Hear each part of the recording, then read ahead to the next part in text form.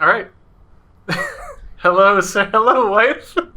Hello. Yeah. So. Welcome to the Austin family household. Sure.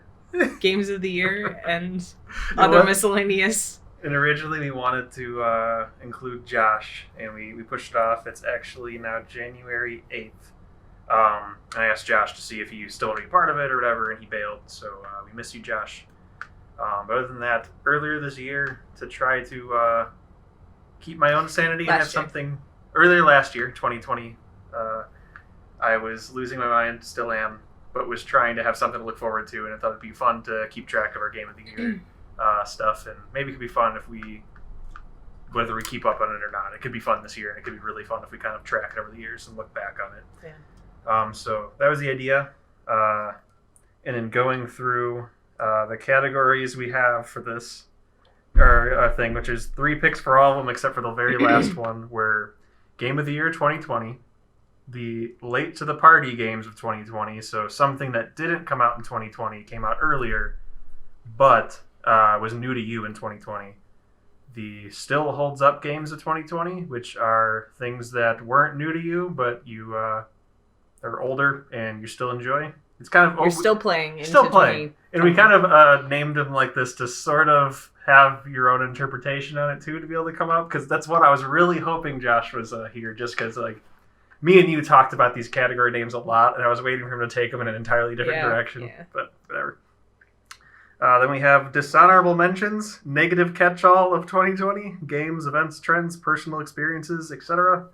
And the same thing for honorable mentions, so just the negative and the positive.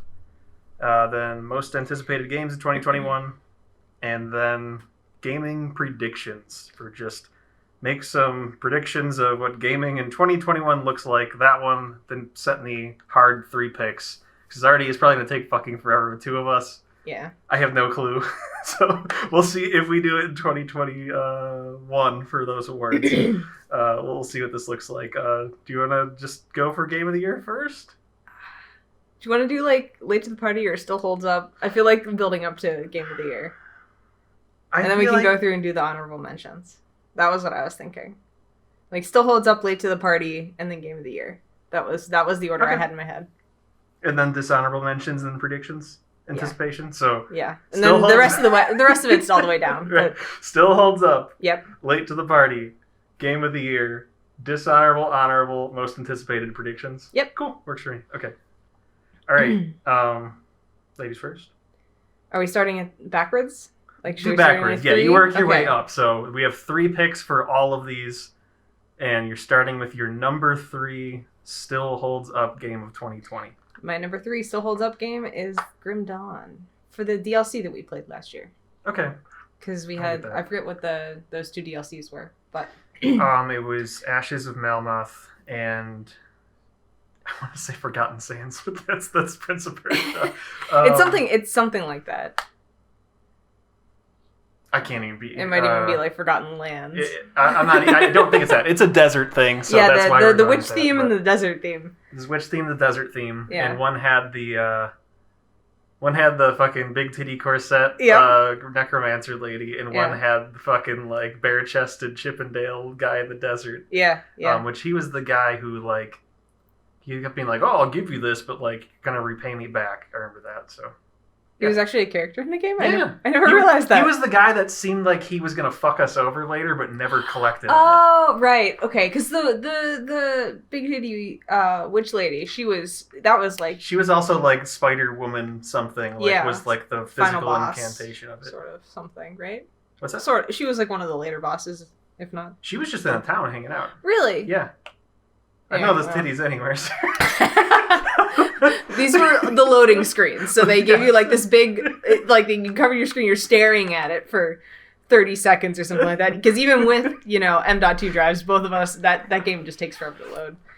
So I know I was staring. Were you? Yeah, staring? And it alternates between like the DLC splash screens and then like maybe one other one. Oh, so there's the standard ones too. Okay. It seemed like it kept there's like going 4 or 5. There doesn't seem like there's a lot. So you see big just fucking tits falling out of her corset witch lady all the time, and you have nothing else to look at. Just for some context. I just enjoyed it, so I didn't need it to be the only thing there to be staring at it because I'm a creep. But that's just no, I know, but it's like that's all there is. I mean, it's easy to. Yeah. It's hard to miss because it's so in your face. Yeah. So what's your pick? Go ahead. Grim Dawn Solid. My number 3 of still holds up games of 2020 is Super Mario 64 because it was one that like you could like if you squinted really hard you could try and claim it's a new game, but it's fucking not. It was the Mario All Stars 3D collection or whatever that came out on the Switch. So was that the really bad the one that no.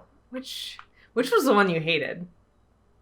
Let's not talk about that. Okay. That may make an appearance later. Fair enough. But Mario 64 is the one that made me have flashbacks to seeing if Ed fucked my mom. I was like, oh, fuck. I'm having childhood flashbacks to strange men in my house back when I first played it. But no, Mario 64, I played a decent amount of 3D Marios this year, and I don't want to...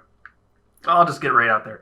They don't show up anywhere else on any of my lists. Gotcha. But there were some flops in there. There's some flops, and there's ones like just throwing one out, another sacrificing one that I won't do that. But there's Mario 64 still is my favorite one, and I've played almost all of them. Yeah. At this point, like there's some of the ones that are like the super like baby tier of like the Wii and Wii U, and those just aren't doing it for me at all. But no, still holds up. I still love how like just fucky the levels get towards the end. Like the clock level, I forgot initially the trick of like jumping in when the hands are at the right spot, that it changes how the level reacts.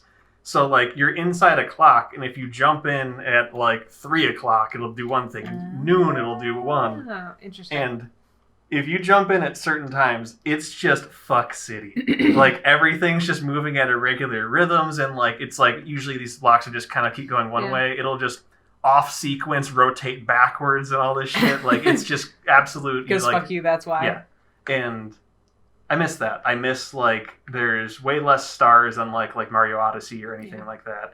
It's just it meant something when you got it. There was actually challenge there. There's I think 1 star that I'm curious if you played it having never played Mario 64, if it would piss you off on how the fuck was I supposed to figure that out. Yeah. But there were plenty of stars I forgot because I haven't played this in game in 20 years or so.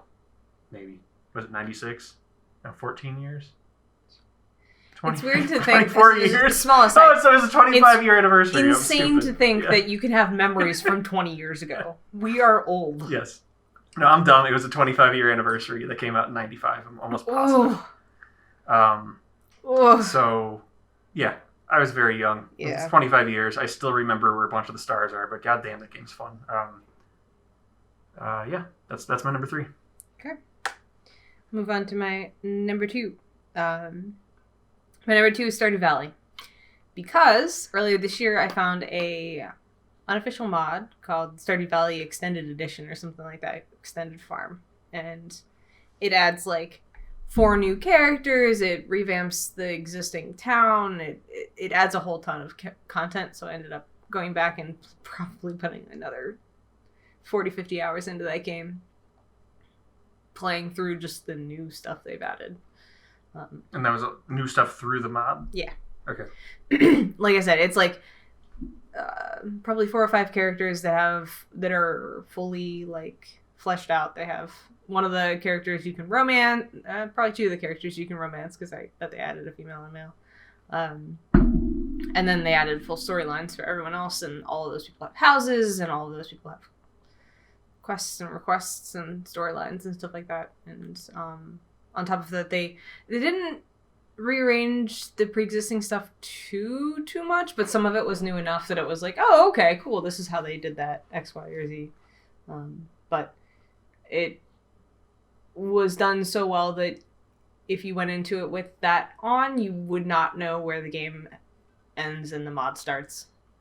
Like that's cool. Quality's that good. It's really, really impressive. Maybe there might be small things, but it would be really hard to tell which is what is stock and what's not. So that was why I was able to put so many hours in is because it just felt like it was just a expanded standard game. What month did you start playing that? I honestly don't. There was such a long stretch where you were not playing anything this past year that I knew of. When did you play that? I feel like that was in the center of the year. Okay. Maybe. Trying to place it next to other things. Yeah, I would guess about in the middle of the year. Gotcha. Okay. It was well into quarantine. It might have been early summer. Because it might have been right after, like, I have nothing to fucking do because we're in quarantine and we can't go anywhere and can't do anything. Craziness settled in. Which took, what, like a month tops? Like, I was losing my shit immediately. But I guess it was more for, like, having to work from home reasons. Yeah. I don't know. I all things considered, I think I've done pretty well through all the bullshit of last year. But, yeah, I think that's... Because I had gotten my new desk. I know that much. On my new desk. The first time. Right. You were playing it at your new desk? Yeah. Okay. So that would have been summer. Yeah. Okay. I think that was about then. And it was like 2-3 weeks. That was all I played. And then I haven't played it since. Yeah. Like, it was a very, like, once I hit the end of the content, I was like, okay, there we go. That was good. But I mean, getting, another, maybe 50 is a bit extreme, but like easy 30 hours of a game that I've already beat to death, really, is pretty impressive from a mod. No, that's super cool. Yeah. My number 2 still holds up for 2020 is Left 4 Dead 2. When did we even... I remember we played that like twice. I played it a little more with Josh, but it wasn't necessarily hours spent. But in thinking about the games I played, damn, this is a good game. The how old is this for how much I'm enjoying it factor, which with the games I still play, I'm drawn to like things that it feels like a next evolution of like almost arcade games for lots of things. For like, give me something super fast, skill based, whatever. And they added a new patch, I thought, like, middle of the summer. And I think we did some campaigns even before that. Oh, that's right, yeah. Because me and you played that. And they dropped something that they added, like, a bunch of, like, DLC skins. Like, there were some that were, like, I thought there was, like, a funky cricket bat that was, like, just UK exclusive. They had different ones that they pulled in from, I think, Counter-Strike for some of the skins. And they added a new campaign that was only 2 chapters, but, like... We had some silly shit happen, like you got punched off like the cliff. It's just, oh my God, that whole Left 4 Dead is just such a magical formula that I may need a break from it, but I don't know when I'll stop coming back to it. Yeah. And it's one like, because there was a long stretch where I played it so much in college, it was stupid. And you were like, "Hey, let's play some," and I'm like, like don't get me wrong, we played a little bit, but I was burnt out. I came in late to it. To that game, so it was new to me. And you guys are like, I've played this in the ground, I can't do it again. Yeah, me, Josh, and Andrew had played it like daily for way too long, and then it stopped. But no, it's so fun adding even a single new campaign or even replaying old ones where you just forget how some of the stuff works. Like, the game just makes those really fun. Like, you have stories after you play it. Like, it's one that just having something like OBS like capture some of this stuff along the way is just. It's so funny to me. There was a point where like Josh got like punched over the ferry at the end of Hard Rain, and like we just got fucked on a tank spawn. Like, you just have those moments that I will remember him flying off the boat and how sad he was when he's in the water, and I ended and how like I just couldn't stop laughing. Like, I'll remember that forever. It's just one that's what that game does. Like, I have those memories with every last person I've played of just something ridiculous that happened where someone like pulled off some clutch thing or someone just got horribly unlucky and the game fucked them. Like, it's that game just shits those moments just in rapid fire, and it's magical. I don't know. It's probably our spooky toaster. There's a noise in the background. It's we got a new toaster air fryer combo that likes to settle and be loud. So yeah, number 2, Left 4 Dead 2. That was 2008. Should I do my number one? Yeah. My number one still holds up game of 2020 is predictably Don't Starve. Talk a little louder. Is predictably Don't Starve. Okay. Yeah. Sorry. No, you're good. You're only whispering. I think you know. Yeah. I haven't played it within the last little bit here because I haven't been playing much stuff in the last little bit. But me and Molly go back to that game constantly. And the great thing is that Clay constantly pushes significant content updates to that game, and it is old by now. That was that was shortly after college, right? I want to say 2012. It's old. I mean, granted, they've had. I mean, so they had Don't Starve and they had Don't Starve Together, and I guess Don't Starve Together is technically the game, but it's the same game. They're very similar. If you told me they just bolted multiplayer, it's maybe a different thing you have to buy. It's the same game. Yeah. Let's see. When did it come out? That's got to be 2000. 2013. 2013. There we go. Yeah. So the fact that we still come back to that game all the time is impressive, and and it's not like a Stardew Valley situation where the content updates they'll add things and it's much more. The DLC is much more like Grim Dawn style, where it's a whole new section of the game they tacked on. Usually is how they do that. But in between then, they're still doing, balance tweaks, and they're still adding characters and stuff like that. It's all stuff that actually gives you something interesting to come back for. Even just it's a new character. Let's start up a new world for that or whatever. I kind of like that approach where they add here's its own new section over here because it doesn't fuck up the other stuff too much, which that's tons of games that will over update their game and you're like, cool, yeah. I can't go back and play this fuzzy memory that I have where it's not that it's just a fuzzy memory. It's that this was this perfect state of please don't patch it ever again. Cough the colon cough.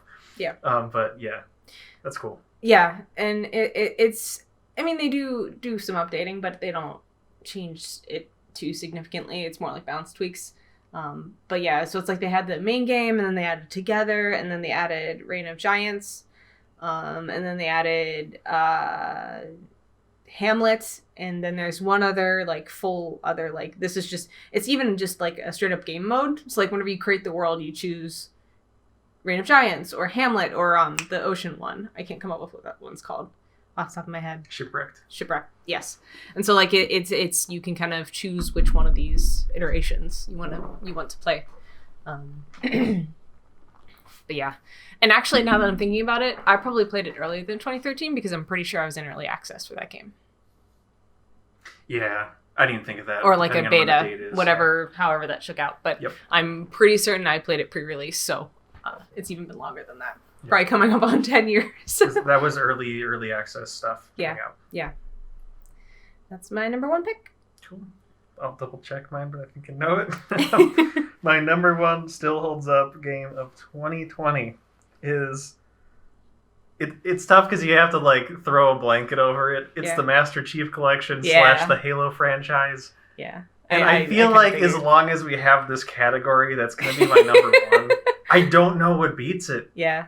I have no idea. Because, even there in the past, you can be well, I guess it'll fall off just if there's no one playing. Yeah.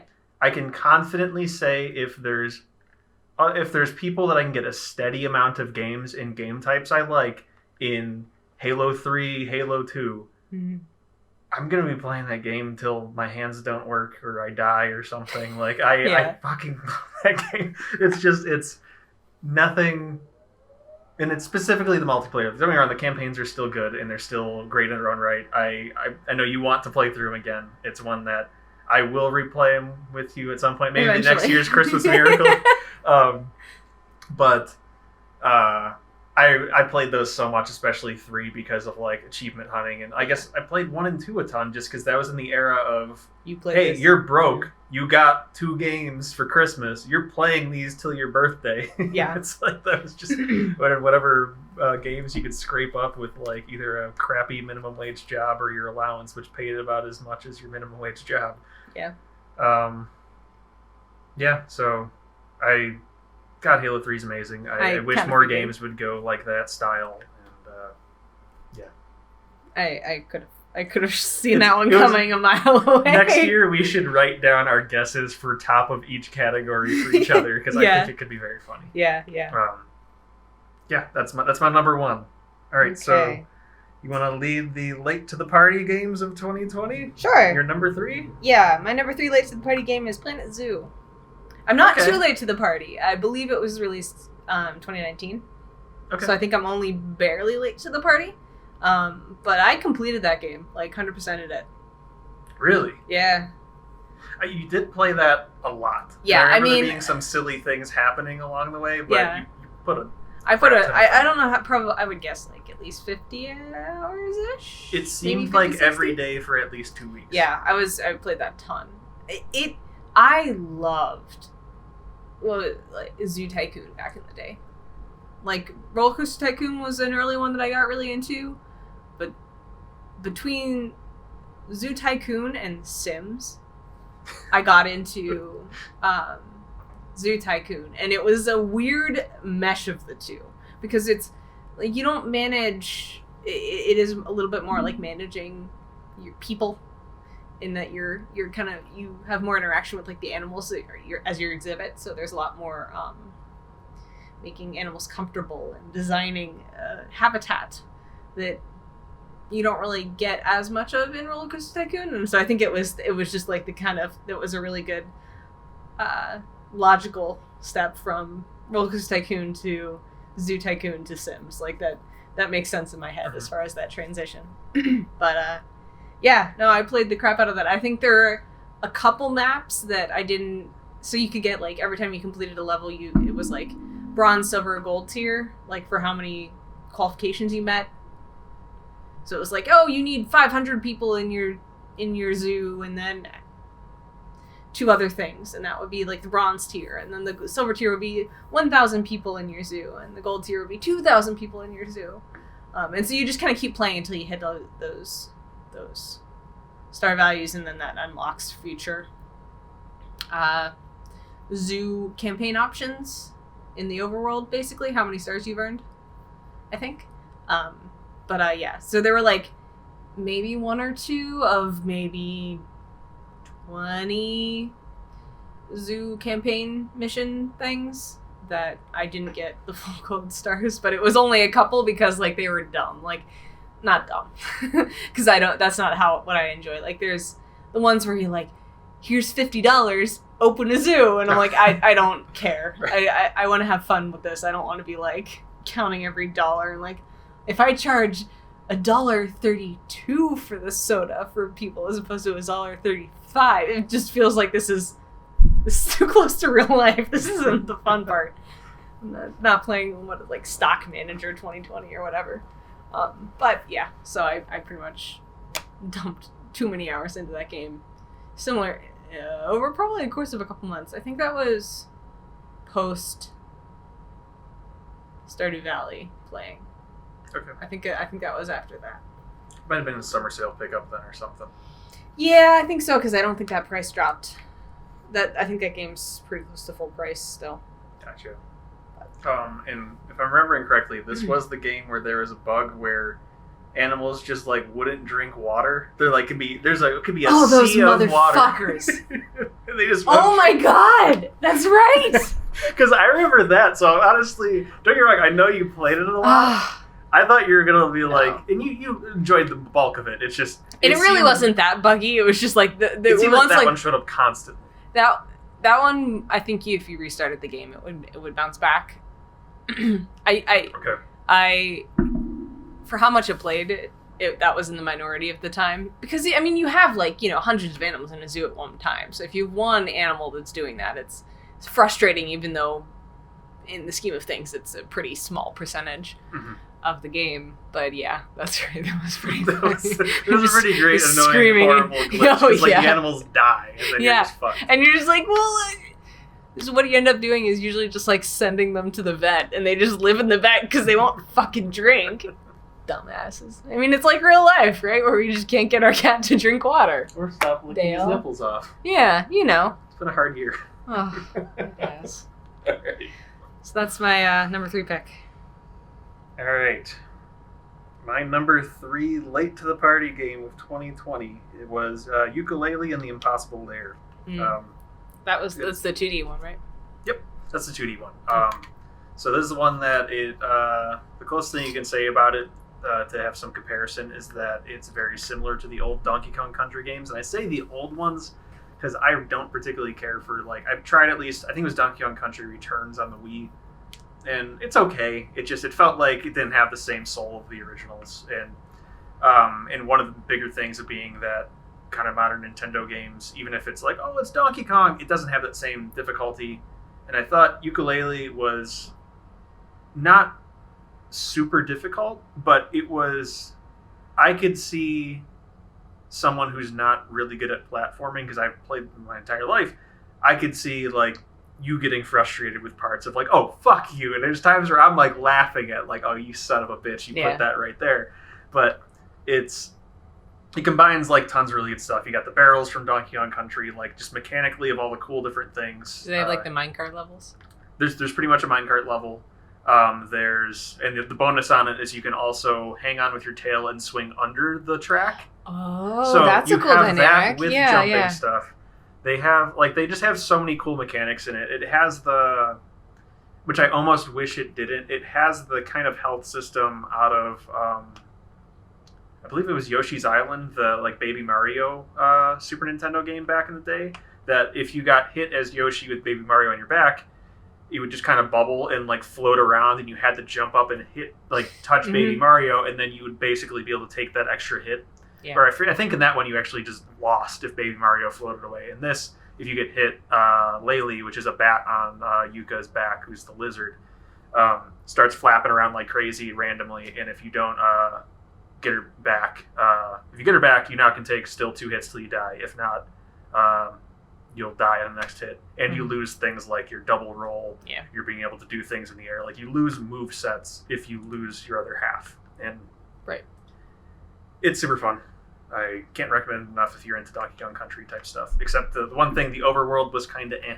Yeah. But at the same time, it was kind of eh. But the cool things were there were puzzles in the overworld that you would do something that would spill, like, water on, like, where the stage area is, and then that level would now have 2 variants of one that's flooded with water and one that isn't, or, like, it turns it on its side and now the entire map is, like, vertical and is entirely different. Like, you played there's 40 stages in the game, and it's made up from, like, 20 of them, but there's 2 variants of each, and I thought that was super cool. And I actually got that for Chicago Josh, like, we're ever going to play this for, like, coworkers or anything, but for Josh and for my nephews, which I haven't heard if that's caused them to, like, cry or throw anything, but I'm almost positive I kind of got him a game that was maybe a little too hard for him, but if you die repeatedly, you can skip sections, so suck it up, kid. So that's my number 3. Okay. My number 2 pick for late to the party games, Synthetic. Okay. That was one that we played co-op together. I don't remember when, but I had a lot of fun with that. And, like, I almost wish, I wish a couple things for that game. I wish it actually had an end. Yeah. That was, it totally takes away from the whole, like, yeah, I beat the boss. Oh, it loops again, sort of thing. It doesn't. Yeah. Then it's just a play till you die, and that's not quite as rewarding. I think it's difficult enough that it could have an end and still have replayability. And I think, like, you could turn on, like, if they had these extra modifiers when you loop through, you now can do, like, things like Slay the Spire do or something where you're like, oh, it's an Ascension mode. It's now just harder because of X, Y, or Z, or, like, a skull system like in Halo. Yeah, I agree. But I had a lot of fun with that game. It was okay at averaging our skill difference. Like, I feel like that tends to be an issue with lots of co-op games for us, especially a little bit more skill-based ones, is that we're kind of on different tiers. And so then it's, I die instantly and then you play 2 hours without me sort of situation. And this one, it still had a little bit of that, but the live system and everything was forgiving enough that you came back every level and stuff like that, that it was, I didn't feel like I was watching you play too much.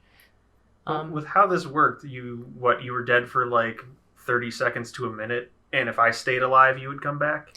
I think it's like the first time you died, it was like a 2 off. The first time you died, it was like 30 seconds you respawn, and the second time you die, it like keeps bumping up how long until respawn. Okay, and I know it gives you curses every time, because you keep getting like more and more fucked up of like, oh, if anything breathes on you, you're just fucked. Yeah, I can't remember exactly. I know it like the first time it's like just a timer to respawn, but then I think it's either after a couple deaths, it either bumps up the timer, it's like your second death, you wait till the next level. It's something, at some point it becomes just wait till the next level, and it doesn't automatically respawn you. Gotcha. I forget when that happens. It's in boss fights for sure. Yeah. And I think maybe that might be it. Maybe. Yeah, I don't remember exactly, but the curses... But yeah, overall, it's like, yeah, it gave you enough penalty that you still didn't want to die, and it wasn't just like, who cares? While making it... While I didn't feel like I missed so much of the game because I was dead. Right. And it's one that... I do like games like that, of course, yeah. Please punish me when I die. Of course. And make it higher stakes. Because I remember so many times we were nearly alternating who was dead and like screaming. It's like, oh my god, don't die. It's not like they fuck off and then they're like, oh hey, we called like the whatever patrol. These like big motherfuckers start teleporting. That's right, because each level was kind of timed essentially. Not officially, but like it would kind of ramp up if you stayed for too long. It would raise the terror alert is what it was called. Yeah, that's right. No, that and... Yeah, it just as far as like a top-down shooter, that one's great. The huge knock against it, which you didn't say yet, were the bugs with it. We had disconnect bugs that you would just drop. We had my game entirely crash as the host. The UI was absolutely horrible. Oh my god, I hate that UI with the burning passion. But the amount of things that you're like, do you remember when we realized there was a home menu that we didn't click because it doesn't look like it's a button? You're like, oh, see that plus symbol next to the title? It was like a diamond like jewel thing floating out there. That's a button, turns out. It looks like just an image of one just not really standing out. And if you click it, you get to a whole other menu. I think I accidentally clicked it. I was like, what the fuck is this? I got to it and I said, hey, Sarah, can you click that up here? And you just did it and you were just very uncontrollable. Yeah, we have a recording of that. Yeah. Oh, really? Yes. Yes. That was in one of the clips of the video. Which, Yeah. The bugs definitely. I mean, it didn't... Those are not cool. The sort of games where it's like, whenever it's like netcode and stuff like that, it's a roguelike. Yeah. Roguelite? No, it's roguelite. Technically, I wouldn't say so. No, it's not like you're getting more health for the next run. That's true. You may unlock more items to show up on your run in different classes. You could you have all the classes. You can just unlock different items that may show up in a run. Yeah, or that's fair. It's your starting equipment. It's not. It is more roguelike than light. There's you get to pick a few items that you get to buff, and you get to pick. And you're like, I think you're like, oh, if I find this, it's now level whatever. Right. But I'm gambling in doing this. Right. But bottom line is, you can't have the game just crash whenever it's a rogue. Exactly. Because that's the game, and so that's pretty unforgivable. But. And we had that happen not an insignificant number of times. Like it wasn't like once or twice. It happened enough that it was. I think we took a break at one point because it crashed. Like we were so close and it crashed, and we're like, yep, can't do this. Fuck you. Yep. But yeah, that's my number 2. Yeah, totally agree. That one's super fun. Super fun. I think that was another one that like came out like the year or two before. I don't think we were too late to the party on that one. Yeah, I think that might have been 2017 or 2018 or something. But yeah top down like robot shooter, and it's fucking fun as hell. Super recommend it. A roguelike that doesn't feel like a roguelike that I like and still feel like I'm having fun is pretty rare for me, I think. And just in general, because I don't have the same perseverance. Yeah, the sickness. I don't have the same problem you have. Oh, it's a diagnosable condition. I will throw in the towel if I feel like it's too insurmountable. Yeah. I don't have the gene in me that says I'm just going to keep doing this until I win. So the fuck me, fuck you. Yeah. Fuck me, fuck you. Yeah, not with video games at least. I can't shake it in any part of my life. So it's always I think a sign of a very polished roguelike.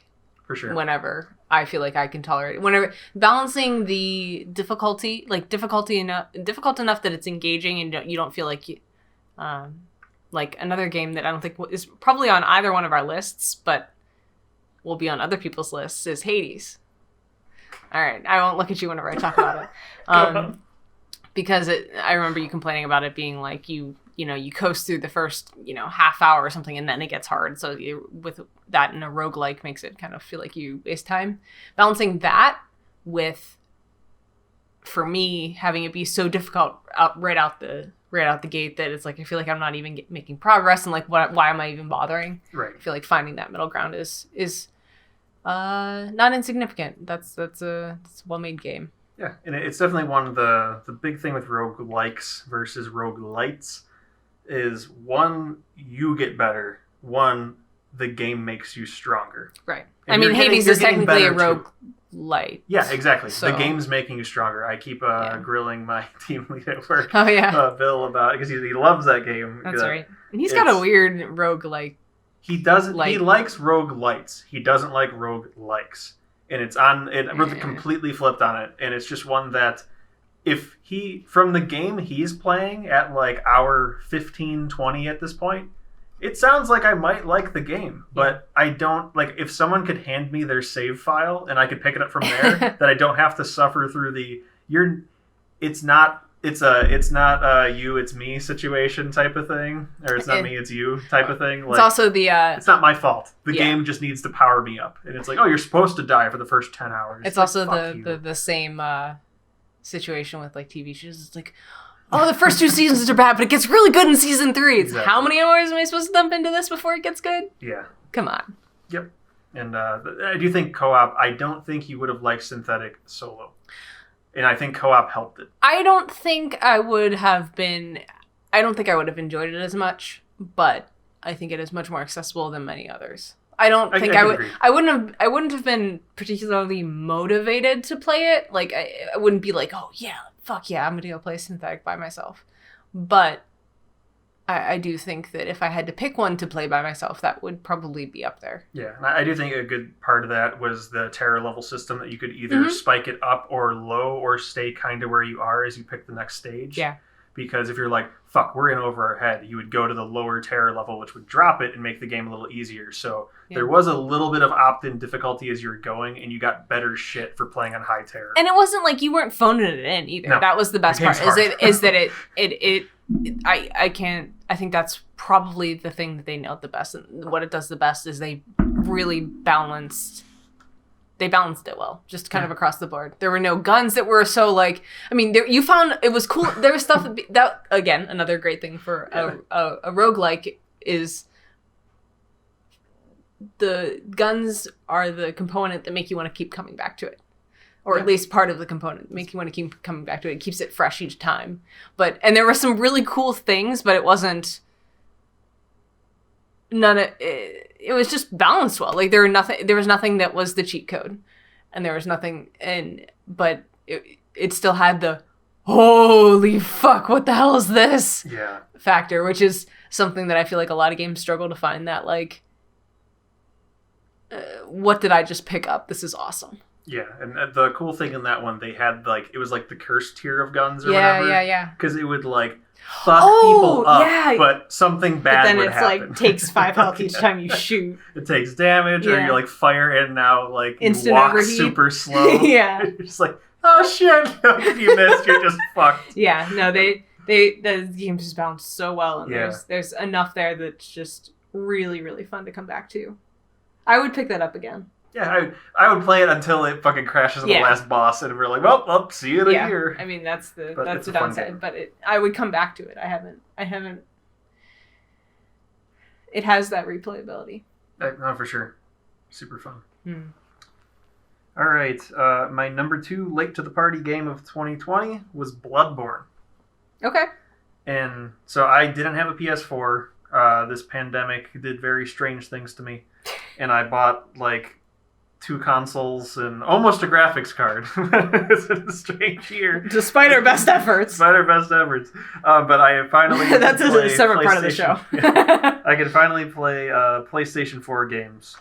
And one of the ones that I played and liked was Bloodborne, and I was one that I was kind of like, I had so many people. I had Brad tell me like, dude, Bloodborne so fucking good, but like he just never really got into Dark Souls. It was one like, okay, I really like Dark Souls 1. Didn't care for Dark Souls 2. Dark Souls 3 pretty good, and I get some people love that one the most. And I was like, it just kind of felt like I've had enough of this at this point, that by the third one of kind of basically the same game every time, except like it's just you're hoping for a well like polished experience, and that's where you go to it for. And I was like, I don't know how much. I wasn't really that excited to start Bloodborne, and especially when you boot that fucker up and it's locked at 30 frames per second when I've been on my 165 hertz monitor on PC for God knows how long. But there's eventually a point where I'm like, I'm now in the group that's pissed that Bloodborne isn't getting a PC port anytime soon and a remaster at like just unlocked frame rate. But holy fuck, like just the enemies on it, it's basically, hey, did you want Dark Souls but you can't block? It's all now like dodge roll shit and spacing between your enemy, and it's much more aggressive in that if you get hurt, you have like maybe a second or two where if you hit them back immediately, you can get some of your health back. And it's that with just a horror theme top to bottom, and I'm a horror junkie. And just every boss, every enemy, I'm like, this is so fucking cool. Like, there were plenty of spots in the game where I just like stopped and looked at things, and there's a boss fight that you end up in this spot that is very otherworldly, and there's just this thing sitting there, and there's nowhere to go. It's just like endless. You're walking on a little bit of water. And it's just endless, like, white. And you're just like, what the fuck? And there's this thing there. And you're like, well, I mean, I guess I hit it, right? you hit it. And there's a few spots in the game that gave me, like, creepy crawly effects. Tons of baby spiders fly out of it. And I was like, oh, fuck, oh! Like, I was, like, so uncomfortable. And there's one spot where you walk into, like, a church, and it was basically two spider parts, that there's, like, just a giant spider hanging from the ceiling with all these little fuckers. And I'm like, okay, maybe if I tiptoe. That didn't do shit. It was a proximity thing, and they all fell. I'm like, like, just freaking the fuck out. And I would have tossed the controller. That's a turn the system off moment for me. There's spots in that game that will seriously sit in my head of the like, that was so fucking cool and memorable. Yeah. And one other spoilery anything, there's a spot where you're guaranteed that after you do, well, I think it might actually even be that boss fight, you now can see these things that, if you looked very carefully, were always in the world. Oh. And they're creepy. And That's cool. It is one of the most memorable, like, because there was a spot earlier in the game, like, what the fuck is that? Like, and then I went back and did this thing, and I'm like, holy shit, they're fucking everywhere, and they're creepy looking and terrifying, and it was like just the otherworldly cosmic horror shit combined with like werewolves and like almost vampire like shit. Like I just imagine that Dark Souls, like, of how some of the cooler monsters are, but applied to horror. And that was like crack for me. Like, I beat it and I'm like, oh my god, I get it. Like, I get why people are like, make a Bloodborne 2, move it to PC. Like, I would replay that pretty quickly if it moved to PC, just to be able to see everything in motion, because it's scary at 30 frames for some of them. Like, this is just uncomfortable. Yeah. Just imagine 1,000 baby spiders running at you in 165 frames. So yeah, Bloodborne was way up there. I didn't even expect to like it, and I fucking loved it. That was my number 2. All right. My number 1 pick, this was hard to... This one and Synthetic, I think, were neck and neck, so it could go kind of either way. But my number 1 pick for Late to the Party, that's the category we're on, right? Yep. Was Forager. Okay. So that game came when there was a big lull in games that I wanted to play on my own.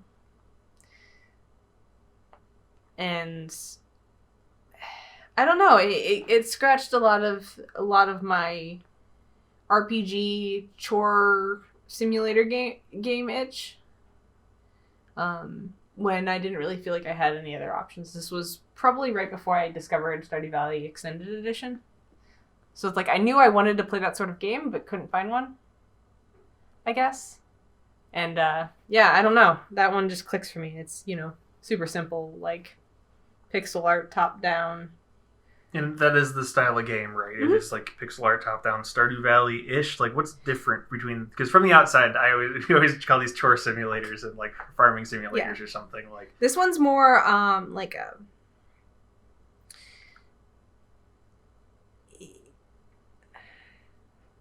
The interesting thing about this one is that it combines some of like the... It's not just... farming is actually a small part of it. It's more of like I want to say like a factory simulator sort of thing, but not. It's like the very reduced down version of like a chore simulator.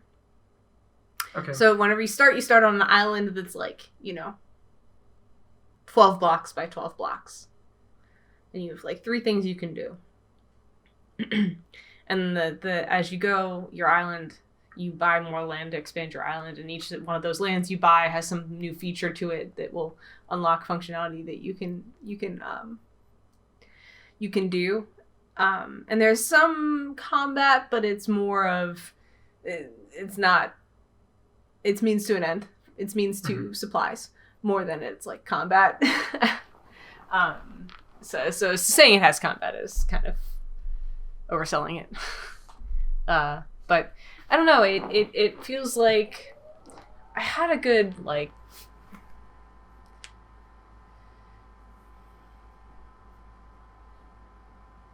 I feel like I want to say it's like the style and mechanics and look and feel of it feels like an old school kind of Zelda. Mm-hmm. Where it's like that top-down view, really pixelated, you don't see a whole ton on your screen at one time sort of deal. But then the mechanics of it feel like a very, very slimmed down version of like your Stardew Valley, Harvest Moon sort of games.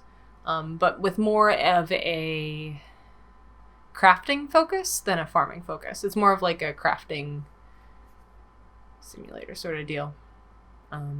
Because you don't really do farming. It's like, oh, I need iron to make this other thing that I want to do, so I need to set up this forge, and then I throw the material into the forge. It's much more crafting oriented than it is farming oriented. Mm-hmm. But the cool part with it is that it's like, all the islands you expand to, and you have to expand a good amount of them because you just don't have space. Like, space is limited. Because you can only fit like 3 or 4 buildings on an island. That's the part that's cool, and that's like each time it's randomized where those islands are. I think it's a total of like it's by square that you unlock new islands that are attached to yours, basically. So it's like you start with a 1, and then it expands by like a 3 by 3, and then ultimately you end up with a 5 by 5 of like chunks of land. Yeah. Okay. Essentially, I mean, it really, they're islands, so it's like a land bridge is formed between them. Gotcha. Okay. So I don't know. It's lots of crafting in this top-down thing, but it's very simplified. So it's really easy to pick up, and it's like, you have like 2 buttons where it's like interact basically and like inventory. So it's just like this kind of, it does not have a ton of depth, and there's next to no story, but it's got a really good, it has enough content that it's kind of got like, ooh, what can I do with this? Oh, I found this. What does that do? Oh, if I make like 12 of these things over here, then I can do this other thing. Like they nailed that carrot on the stick. I don't know. It worked really well for me. I think it came in a time where I was looking for that sort of game and couldn't find one. it's simple and it's not a big game. So I don't want to like oversell it as this like incredible. I don't know that it would have been Game of the Year for me or anything had I played it whenever it came out. It was just a really enjoyable game that I put a lot of time into. It ticked all of my personal boxes for the sort of games that hook me pretty well. It was I could play it with a controller. That made it. Did you play it with a controller? I did. Never play anything with a controller. Exactly. You can, and I did. No, I was more doubting that you did that because it's like a get my wrench territory. You don't do that. No, I did because it was just like I bundled up in a blanket at one point and it would be that game would be incredible if it was on handheld. It may be on Switch or something by now. I should look into that because that's the sort of game it was for me. Whereas like this is a really good relaxing game, a zone out game. And it has enough that it keeps me wanting to pick it up again, but not so much that it feels like I'm not glued to my screen. I don't need to have a mouse and keyboard for all of the control. It was a very good, relaxing game for me. Gotcha. That was my number one pick. Cool. I realized I didn't look away for 1 second, so I don't want you to spoil anything else on the list. I made a spreadsheet of literally every last thing I played this year. And on there, I eventually calculated the number of things I played. Yeah, double checking my numbers. So this late to the party list of games that were new to me, not new to 2021, not new to 2020. I played 102 games that were new to me. And is this to qualify your selection with? This is just qualifying how many things. That's an insane number of games of. I really like these top 3. Yeah. And it's definitely in looking back at the stuff, like I kind of went through and ranked everything, and that was kind of what kind of helped me get here, and then I looked at them again, like, well, this is really what I put it. That just speaks to how much I liked my number one late to the party game of 2020, which was Valfaris. Do you remember this at all? Sounds really familiar, but I can't place it by the name. It's from the developers who made Slain, which I didn't like, but was pumped about. That it has the really cool pixel art. Like, everything looks like a metal cover. Yeah. That, think like a metal cover variant of Warhammer 40k. Okay. And you're like the Space Marine kind of guy. Yeah. But more on the Chaos Marine for what everything looks like. Like, everything's much more like stabby and evil looking. Oh, no way around it. I think I remember it. It's like pixel art, right? Yeah, it's pixel art. It's a 2D side scroller, like shoot 'em up. Not I would say beat 'em up. It's more along the lines of you have melee and it's primarily a shoot 'em up, but you have like different melee weapons you can use. You have different guns you can use. Right? No, I was absolutely in love with the aesthetic of it, and I still kind of want to do some nails based on it. I took a screenshot for you. You did. Did you end up doing it? Because I'm not sure. I don't remember. I painted my nails a lot this year. Yeah. No, yeah. So graphically, like, it looks the colors amazing. Were just I love it. Yes. The colors alone. I didn't awesome. play it, so I that's all the connection I have to it. But I remember looking over and being like, even just the splash screen is like, oh, these are that is spot right in the dead center of what I love in aesthetics and everything. Just lots of things I like. Beyond just the color palette, which we were just so talking color palette for nails, the art itself is phenomenal. Like, there's just tons of just super cool looking things and really gross looking monsters and stuff. Mm-hmm. And there's all kinds of like demons and shit, and you have these like it's seriously the closest I can think of to it is like if you made a like almost horror variant of Warhammer 40k, and the weapons are all super awesome. The campaign didn't overstay its welcome. I think it was like a 5 or 6 hour campaign, but like I played it in like 2 sittings. I fucking loved it. The soundtrack's incredible. Gameplay wise, like there's definitely a good challenge. Is it like a 2D shoot? I forget. Yeah, it's a 2D side scroller like platformer shooter. Mm-hmm. Think like if someone made a more with like a story like Contra, but there's melee involved still. Yeah, I was thinking Contra too. You still can like level up. You get different weapons along the way, which you can find. So some of them you can't find, which I'm always a little bummed out by that. But I don't think I walked past any. I maybe missed one. But you can like level up different ones, which I guess I wish I could switch between some of them a bit more. But you pretty quickly, you have enough to upgrade like probably 2 of them all the way. So you're figuring out with like a one-off thing along the way for other ones, and like you're figuring out which ones you like or don't like between weapons and all that. They all seem useful. The enemies are cool. The boss fights are fucking awesome. Like it has a super memorable last boss fight for me, and just soundtrack everything. Like the game ended, I put down the controller and I was like, that was fucking awesome. Like I don't know what to say. Like if you've ever liked anything like Contra, Metal Slug, or anything like that, like give this a shot. Like it's great. I don't know what else to say on it. That was out of 102 games that were just new to me that I could pick from in this category. This Bloodborne's for sure second to this, but it's like I don't know. It beat all those. Right. It feels like there's Valfaris, Bloodborne, Yooka-Laylee, and then like it just kind of goes from there. There's a big jump between 2 and 3, even for me. And like these two, I still feel like there's a pretty big jump between 1 and 2, just for how much I enjoyed this. So yeah, that's my number 1. Cool. Oh, we might have a special guest. Oh, damn. Okay. All right, we're doing Game of the Year, right? Game of the Year 2020? Yeah, let's do it. It's only took us an hour to get through 2 categories. The rest, I feel like, will be faster. We'll see. If Josh was here, this would have been like a 5-hour thing. My God, we can't pick this many categories if we include anyone else. All right, go ahead and kick it off. What's your number 3 Game of the Year for 2020? Deep Rock Galactic. Okay.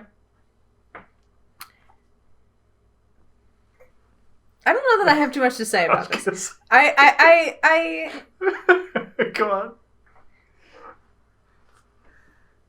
I was kind of going to get to it later, but it fits here too. Yeah, well, all of my games of the year are only games of the year because the bar was so low. It was a rough year for games. It was a rough year for games, and I just don't play nearly as many games as you do. Right. So, this is the only one I feel. That's not true. I won't say anything else. I don't know. I liked it. There are a lot of things to like about it. It's enjoyable. We anticipated it for so long, and it's well executed for what it is. I don't think that it's. The cat is. No, go get back. I thought you were going to go to you. I thought you were going to hold him. Okay, I'll hold him. I don't know. It's definitely got its flaws. Yeah, for sure. We've been forwards and backwards through them, but yeah, I think there's a lot there. I think it's a good game that we can play together. It was. But I'm kind of burnt out on it, and yeah, I don't know. I feel like the first 20 hours, maybe 10 hours in that game are really enjoyable. And the big issue here for 10 hours is because you are leveling up, and you do need some amount of leveling up to be able to take the higher difficulties. And there's eventually a point where you get to like hazard level 4, like one of the higher difficulties, that you're at a spot where 3s, the difficulty you're on is too easy. And if you step it up and you're just playing with 2 people, like we do a lot, because turns out everyone on the internet's an asshole. Yeah. Or just plays the game really fucking weird. It's either too hard if you're playing there, and to make it level out, the fix apparently for the difficulty is just you have to play driller or gunner, and there's 4 classes in the game, and it sucks when you're just stuck at, well, you have to play these. Yeah. And pretty much more so pick gunner than driller, in my opinion, of like who can just bulk fuck up some bugs. You have to pick one of those classes, or you play down a difficulty and it's a walking simulator level of like, this doesn't even feel like, why even bother? I feel like if we were worse at video games, we would like this game way more. I agree. Or if you had a group of 4 people to play with all the time. Yep. But playing matchmaking with anyone in a thing where you really rely on them, good fucking luck. Yeah. Because it just never works. Especially for a game like that where you need a lot of cooperation.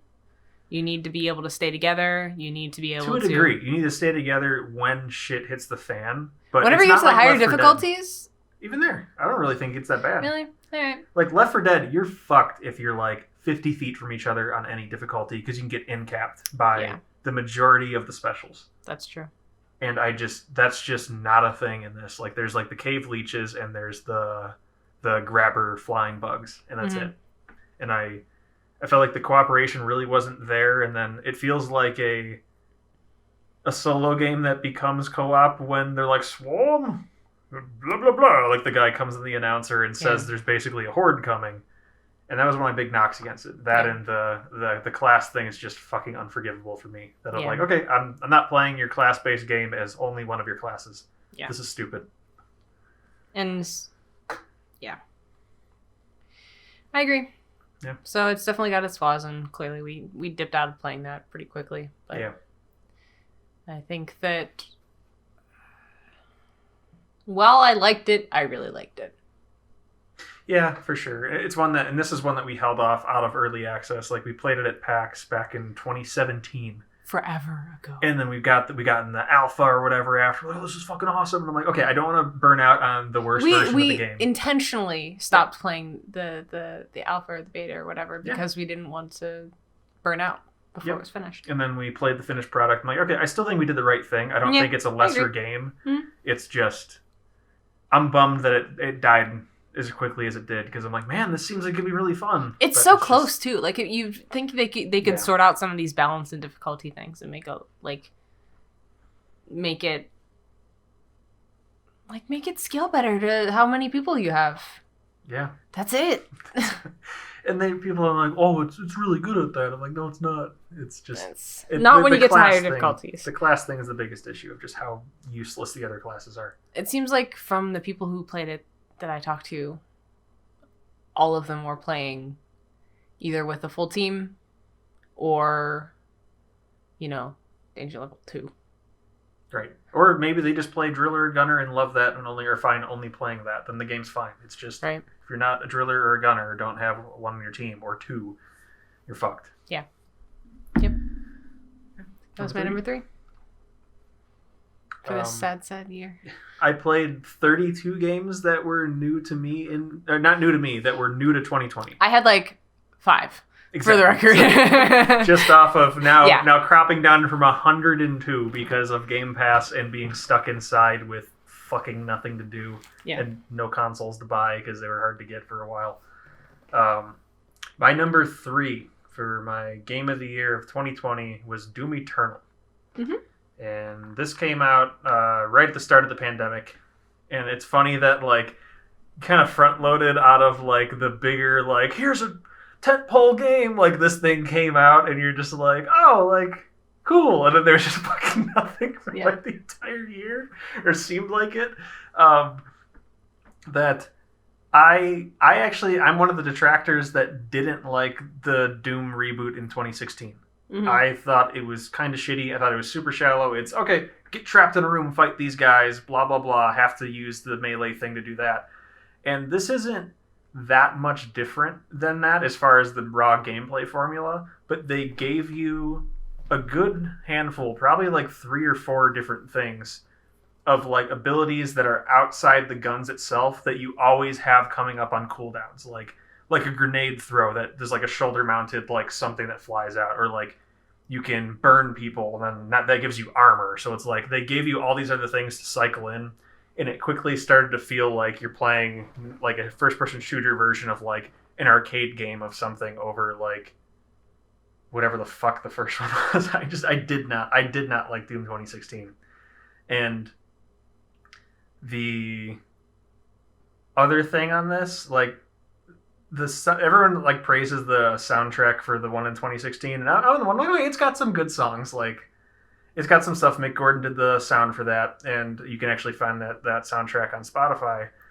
This one's soundtrack is fucking awesome for Doom Eternal. It blows the first one out of the water across the board. I'm a big fucking metalhead. I love the soundtrack for this one, and the really unfortunate thing, apparently there is a big feud while they were making this stuff between Bethesda and Mick Gordon, who was the person behind the soundtrack. there is not a released version of the soundtrack. Ugh. There's a compressed, shitty version you can find on YouTube. That's fucking it. Oh, so, and he's like, fuck them. I'm never working with them again. Yeah. And like, so Mick was just like pissed off. We don't know what happened, but it's a phenomenal, like, as far as like metal music in a game, let alone a big budget game. 1000% listen to that standalone. There's not many sound. Yeah, exactly. We've had this conversation before. Yeah. There are not many soundtracks from video games. There are soundtracks that are good and fit the game, but there's not many I would seek out on its own. Yeah. The list is like 3 or 4. And I feel like that is one of the ones. Especially ones that you can, like, it's not like, oh, you're cherry picking for that one song. Because that's what the first one is. You have Rip and Tear, you have BFG Division, and then fucking nothing. Fight me. Yeah. But for Doom Eternal, it's like every other song is like, this is amazing, and they keep pulling in, like, there's no way around it. It sounds like a demonic chorus that there's a behind the scenes video. They pulled in all these people from metal bands. Male, female, all these things, and Mick instructed them to do this shit. And you'll have in the background just people screaming over this shit. And while you're just blowing people to shit, and my hairs are standing up, that this stuff's happening, you're just like, this is so fucking cool. That is a prime example of the soundtrack actually being like so integral to the game design. Yes, that I can't think of a game. I mean, it's a very short list of ones that potentially could. Yeah. I mean, I can't speak to it. I didn't play it personally, but like, just from the way you talk about it, there's a very short list of games that the soundtrack brings that much to it, the experience. For sure. And I can think of a couple other ones. Bastion comes to mind. That soundtrack is one of my favorite soundtracks of all time. And I listen to that all the time. Mm-hmm. But like, yeah, that's there's something to be said for that, for sure.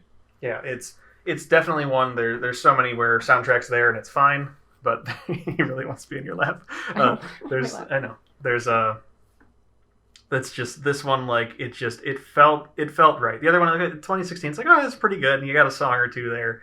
Like, no, every fucking song's great. Go put on the Doom Eternal YouTube video that they have where it's a compressed flat thing and people are pissed still and you still can't get it, last I checked. But goddamn, like, that was fun as shit. The game ended, didn't overstay its welcome. And the new mechanics really leveled it out and didn't make it feel like I was doing the exact same fucking boring shit with the exact same combat cycle over and over for the entire campaign. So yeah, that's my number 3. Cool. Doom Eternal. No. All right, so my 1 and 2 picks for Game of the Year are actually ones I feel vaguely passionate about. Deep Rock, it's not a bad game, but we've been over that. 1 and 2, I actually feel like in a normal year I would have ranked pretty high too. So they're pretty close, and if they flipped, I've flipped them multiple times, is what I'm saying. So one is not necessarily better or worse than the other, but my number 2 pick is Cyberpunk. Okay. It shows up in a couple other places on my list. That's all I'll say about that for now. It's very broken game. Yep. But despite it all, I've put over 50 hours into it in the past, like, under a month-ish. I forget its official release date. That was like November or something. Yeah, like a month-ish. I've put 50 hours into it. Maybe December. Who knows? I thought it was December, but doesn't matter. Who knows? Yeah. In a very short time period, I put a good number of hours into it, and I still want to come back to it. As I said before I started any of my games of the year, I think the reason I enjoyed and have been enjoying Cyberpunk so much is because I went in with rock bottom expectations. You bought it. You were in the pre-order. No, I bought it gonna be great. Day 2. Like, you bought it day, so you knew it was fucked. I knew it was fucked. Yeah. I was that desperate for something interesting to play. Right. But even then, it wasn't. I went in thinking, if I can get, I just want something new to look at. Yeah. I just want something new to play, and in the first week, in that launch week, my review was basically, I'm enjoying it. I wish I had paid half the amount of money for it. And I think that's still kind of where I'm at now. I don't regret paying the $60 for it, but I don't feel like it's a $60 game. If that makes sense. If it was a $30 game, I'd be totally happy with it. Well, I mean, it's still broken. But I would be much happier. Totally happy. Nothing they could fix. Yeah. I would feel much better about it if it was a $30 game, and I wouldn't judge it so harshly for its flaws if it was a $30 game. Yeah. But because it was a $60, I paid $60 for it. It was a $60 widely advertised like blockbuster game, and it just fucked. More on that later. More on that later. Full disclosure on that. I didn't encounter too many game-breaking bugs. Mm-hmm. Personally. I played it on PC, which is already better than the consoles. Consoles were really, really fucked. And I settled on frame rate pretty hard. To the point now where I'm pretty much running at like 40 frames per second. It's working. My graphics look okay. But I'm enjoying it. I will try to focus on the positives, given the category this is in currently. We can talk about some of the other things later. Sure. But I like the setting, the style, the aesthetics. All of that is really fun and does bring something to the experience. It's not just a skinning. There's stuff where you're constantly like, oh, that's kind of cool. Oh, that's kind of cool. That sort of stuff. That's just small things that bring you enjoyment. It's not a spoiler. Just like they showed the arm blades in the trailers and all that stuff. And once you finally get there, it's like, okay, this is pretty cool. Like you can see that where like the mod is set to pop out of your skin, and it's cool. I have begrudgingly played the main story. It's fine. I really like playing it stealthy. I don't know if that was how much of the game they intended to be that way. I've played almost everything as quietly as possible. There have been a handful of times shit has hit the fan, and I've just like finished off the mission loud, but at this point I've gotten pretty good at figuring out how the stealth mechanics work, and so I play everything quiet now, and I'm enjoying it that way. Combat is not great, so I just avoid it, and I'm still having fun. Like I said, rock bottom expectations. I got a stealth game out of the thing that I didn't know I wanted. So there you go. Yeah. A stealth game with cool clothes. Well, and like some cool motorcycles and cars that are kind of shitty to drive, but the motorcycles are fun. There's punk duo layer tank top. Yeah, which is just God. Invisible. Your tits are out. Yeah, I've found in shops a number of items that have no icon for them, and a handful of them have been equipable, one of which is a shirt that's supposed to be a punk tank top. There's no icon for it, and whenever you wear it, you're naked.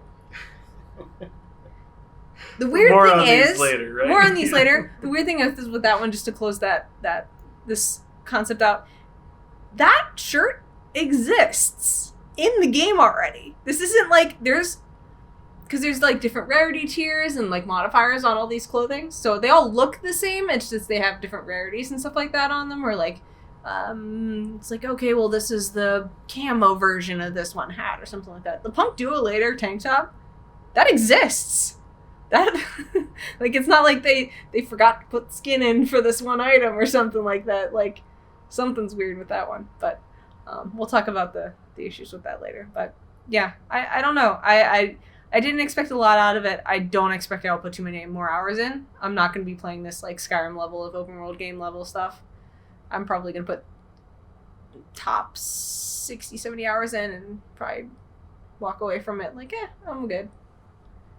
Which is not bad for a $60 game, all things considered. It feels ridiculous to complain about putting that many hours into a game, but I think for the amount of hype it had going in, and for the amount of money it cost, and how long it was in develop, that's pretty bad for an open world game. I thrive on those open world sorts of games. Like, that is my bread and butter. If this was better executed, I easily probably could have gotten up to 200 hours. So comparatively, it's definitely an insult. Yeah, it's my number 2. Cool. We'll come back to that later. Yeah. My number 2 for my Game of the Year 2020, which is, it's funny because I played 32 games that were new this year. My number 2 is a fucking baseball game. It's Super Mega Baseball. Hell yeah. That was fun, though. That's a fun as fuck game. How many hours do you have in that? I have like 88, close to 90. Yeah, that's a lot. It's a lot.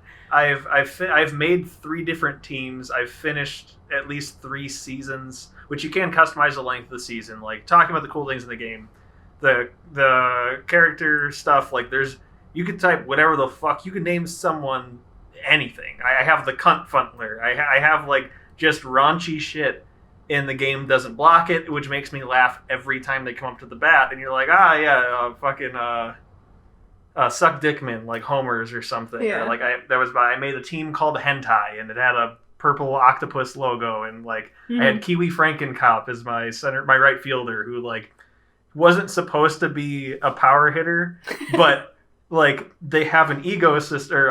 Like there's a fitness thing that can get like, for some odd reason they can be like, oh, I'm like tip top shape. I'm now hitting a little harder or throwing a little harder. They also have a mojo system that as you do shitty, their stats get shittier, and as they're like, fuck yeah, oh my god, I'm untouchable, their stats keep rising. And Frankenkopf was just homering every time he got up to bat. he carried the fuck out of that team. But yeah, the season things are sweet because you can actually customize it, and like plenty where you have to play the full ridiculous number of baseball games. The character customization is amazing. I made a team of all Arnold Schwarzenegger characters. I made the hentai team, which was just goofy names that I pulled from out of all my years playing stuff. Anya Cox, YMCA, Heal, Eat Your Pets. I already had Kiwi Frankenkopf. There's a bunch. Fred Fox is in there. And then your last team was... And my last team was the Slashers, which was all people in like the horror movie industry. So that was sweet. You had like Kane Hodder getting like hoisted up in like the final game of like, they're like, yay! Because he was like the MVP of like the finals or the World Series and that. It's great. I admittedly haven't played a baseball game since the fucking Sega Dreamcast. So I don't know where they're currently at, but this one, like, it was engaging enough. It's not a shallow baseball game, but it's not a simple baseball game. And I'm at a weird spot with actual baseball that it's kind of in a gross place where literally every team's just cheating at this point. Like, you had all the shit with the Astros of them, like, the whole, like, banging on a trash can from their, like, dugout area, and like if there's ever a curveball coming and they cheated and won the World Series. There's all kinds of shit going on right now as far as like everyone's using some form of sticky substance to help them pitch better. And like Trevor Bauer like turned to the dark side recently, an ex-Indian now in the Reds, and is like up to like win like a Cy Young award, and is now just like, I'm fucking cheating, whatever. Eat my ass. Like, it's everyone's just doing it. Yeah. Everyone's cheating, and it's a spot of like, well, if that person's going to get signed for $20 million more than me because he's cheating, he's not better. Right. Fuck it. After a certain amount of time of trying to get it noticed, so real baseball is kind of gross right now. Yeah. I kind of don't. I like baseball. I'm at a weird spot of I like the sport, but I don't like what the leagues become. Yeah. Or becoming even more. You wonder like, how is it going to get worse? Yeah. But. Yeah, just being able to make your own teams and do goofy shit and have all the characters outside of the create a character ones all have goofy names too. Yeah. And like there was Robin Yu was like the guy who had like better like stealing stats and shit. So like the names are all silly. And they're like, all baseball puns. They're all baseball puns. And the really cool thing on top of that, the game just has so much right. You can even play online with people who only have a demo copy if you own the game. You can play local co-op and set your own difficulty. That was really fun. And that works phenomenal. Like, I played the shit out of it, and you were relatively new. Horrible. And if one person's batting, the other person's base running. If one person's pitching, the other person's fielding, and you just alternate. It didn't ruin our marriage. It enhanced it. I mean, there were times there where I'm like, all right, Sarah, this is all you got to do. Just press A. That's B. Just press A. Yes. A. The number of times that I got some wires crossed there a handful of times. That all you had played. There's a lot going on in that game. When you first start, there's a lot going on. Because you have to know how to be a batter, you have to know how to be a pitcher. Yeah. And then you have to know how to play the field, and you have to know how to run. Yep. There's a lot of controls. So the controls flip around a lot, and that tended to be my issues, that I just get the wires crossed, and plus, yeah. And then the second it's high pressure, bottom of the ninth, and they're catching up to us. I'm like, if they score, we're fucked. Don't and fuck it's this like, up. just throw it to first if you get the ball. And there was one time that if they scored once, we were fucked, and you threw it to second, and the guy was safe both times. And we're like, oh my God, we just need one out. I'm like, I swear to God, if we lose right now, I'm like, I'm going to cry. Yeah. But co-op games. So our marriage survived. Our marriage survived. Because of the handicap system in part. Definitely in part. Because it's fun, like, how many co-op games are you searching for a difficulty, and one of you is better than the other one. Mm-hmm. And it's just not fun for either party if it's either way too hard for one or way too easy for the other. We will probably never be able to play platformers together in any capacity, just because the skill disparity is so different. That sucks. I mean, we played like Celeste, and it was like, okay, you would do 2 screens, and I would do 1. But I would play for like 10 seconds at a time, and you would play for like 3 Remember minutes. Remember when Ty started watching? He's like, are you having an aneurysm? What's happening, man? I just smoked a whole screen. And then handed the controller off to Sarah, and then she's just like fumbling over like a basic jump 10 times in a row. In my defense, that's a different game. Yeah, we're like 5 hours in. Enough. We can't keep going. But Super Mega Baseball 3, my number 2 pick. It's fucking great. All right. So my number 1 game of the year for 2020 is not going to be a surprise to you at all. It is Animal Crossing: New Horizons. I was curious between Animal Crossing and Cyberpunk. Yep. They're pretty close. And I think you said you'd flip, yeah. I think that I flipped them back today. I had Cyberpunk as top for a while, and I think that I had it top because it's been more recent. I thought Cyberpunk was going to be your top. Yeah.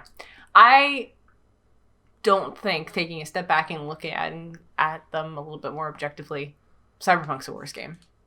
It's just worse. Yeah. So maybe there's a lot more depth to Cyberpunk, and there's a lot more there, and it's cooler in general. It's the worst game. So Animal Crossing's my number 1. But it is pretty close. I put a lot of hours into Animal Crossing. I didn't get it originally. Yeah, it's an understatement. I was a little bit late to the party. I didn't get a Switch until pretty late. Honestly, like, was August. You got one of these, cool kids right here got theirs. Yeah, so, yeah. Like August or September even. So the Animal Crossing craze was well and truly over by then. It wasn't over. It was still going. It was, but it wasn't as nearly as crazy as it was those first couple months when everyone got it and everyone was in quarantine and everything like that. So I'm kind of bummed. Because, like, it's kind of cool whenever you're playing something and enjoying it and everyone else is playing something and enjoying it. I still feel like everyone was, though. I get there's maybe some people stopped. I mean... Fucking Josh and Brittany has, like, 800 hours in that game. It's like, there's still tons of people playing this every day. My little sisters... Molly wasn't playing it anymore at that point. Okay. I feel like it wasn't getting, like, the news coverage and, like, the... Joe Biden had a fucking island. Yeah. It still got the news coverage. Not compared to what it was, and it wasn't what it was. Sure. Even if there were still people playing. You're never going to have the first wave. Go on. So I was a little bit late to that. But, yeah. I didn't like the last Animal Crossing I played. So I came into this one kind of expecting not to like it. But again, same case with Cyberpunk. I just wanted something to enjoy and play and pour hours into. And I got that. I don't have the experience to really compare it to previous Animal Crossing games. And good God, Nintendo needs to hire someone who makes user interfaces and actually employ them. Because every single portion of their game, the UI and elsewise, is just bogged down with unnecessary shit. And nothing bothers me more as a person than inefficient bullshit. And every Nintendo product is bogged down with inefficient bullshit. I feel confident saying that. Hot take.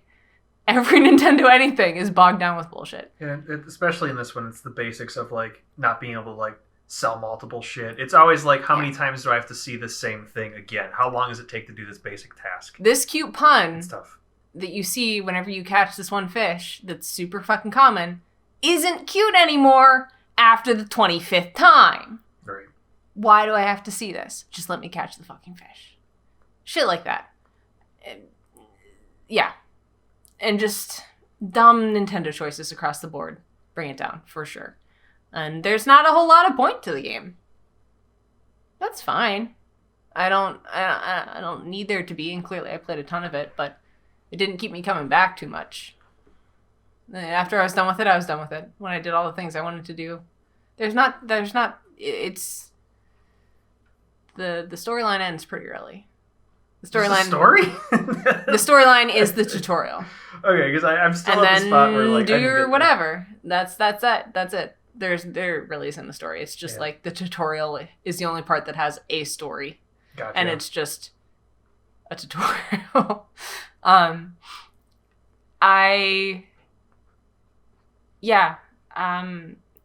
hate all of the meaningless game of the year.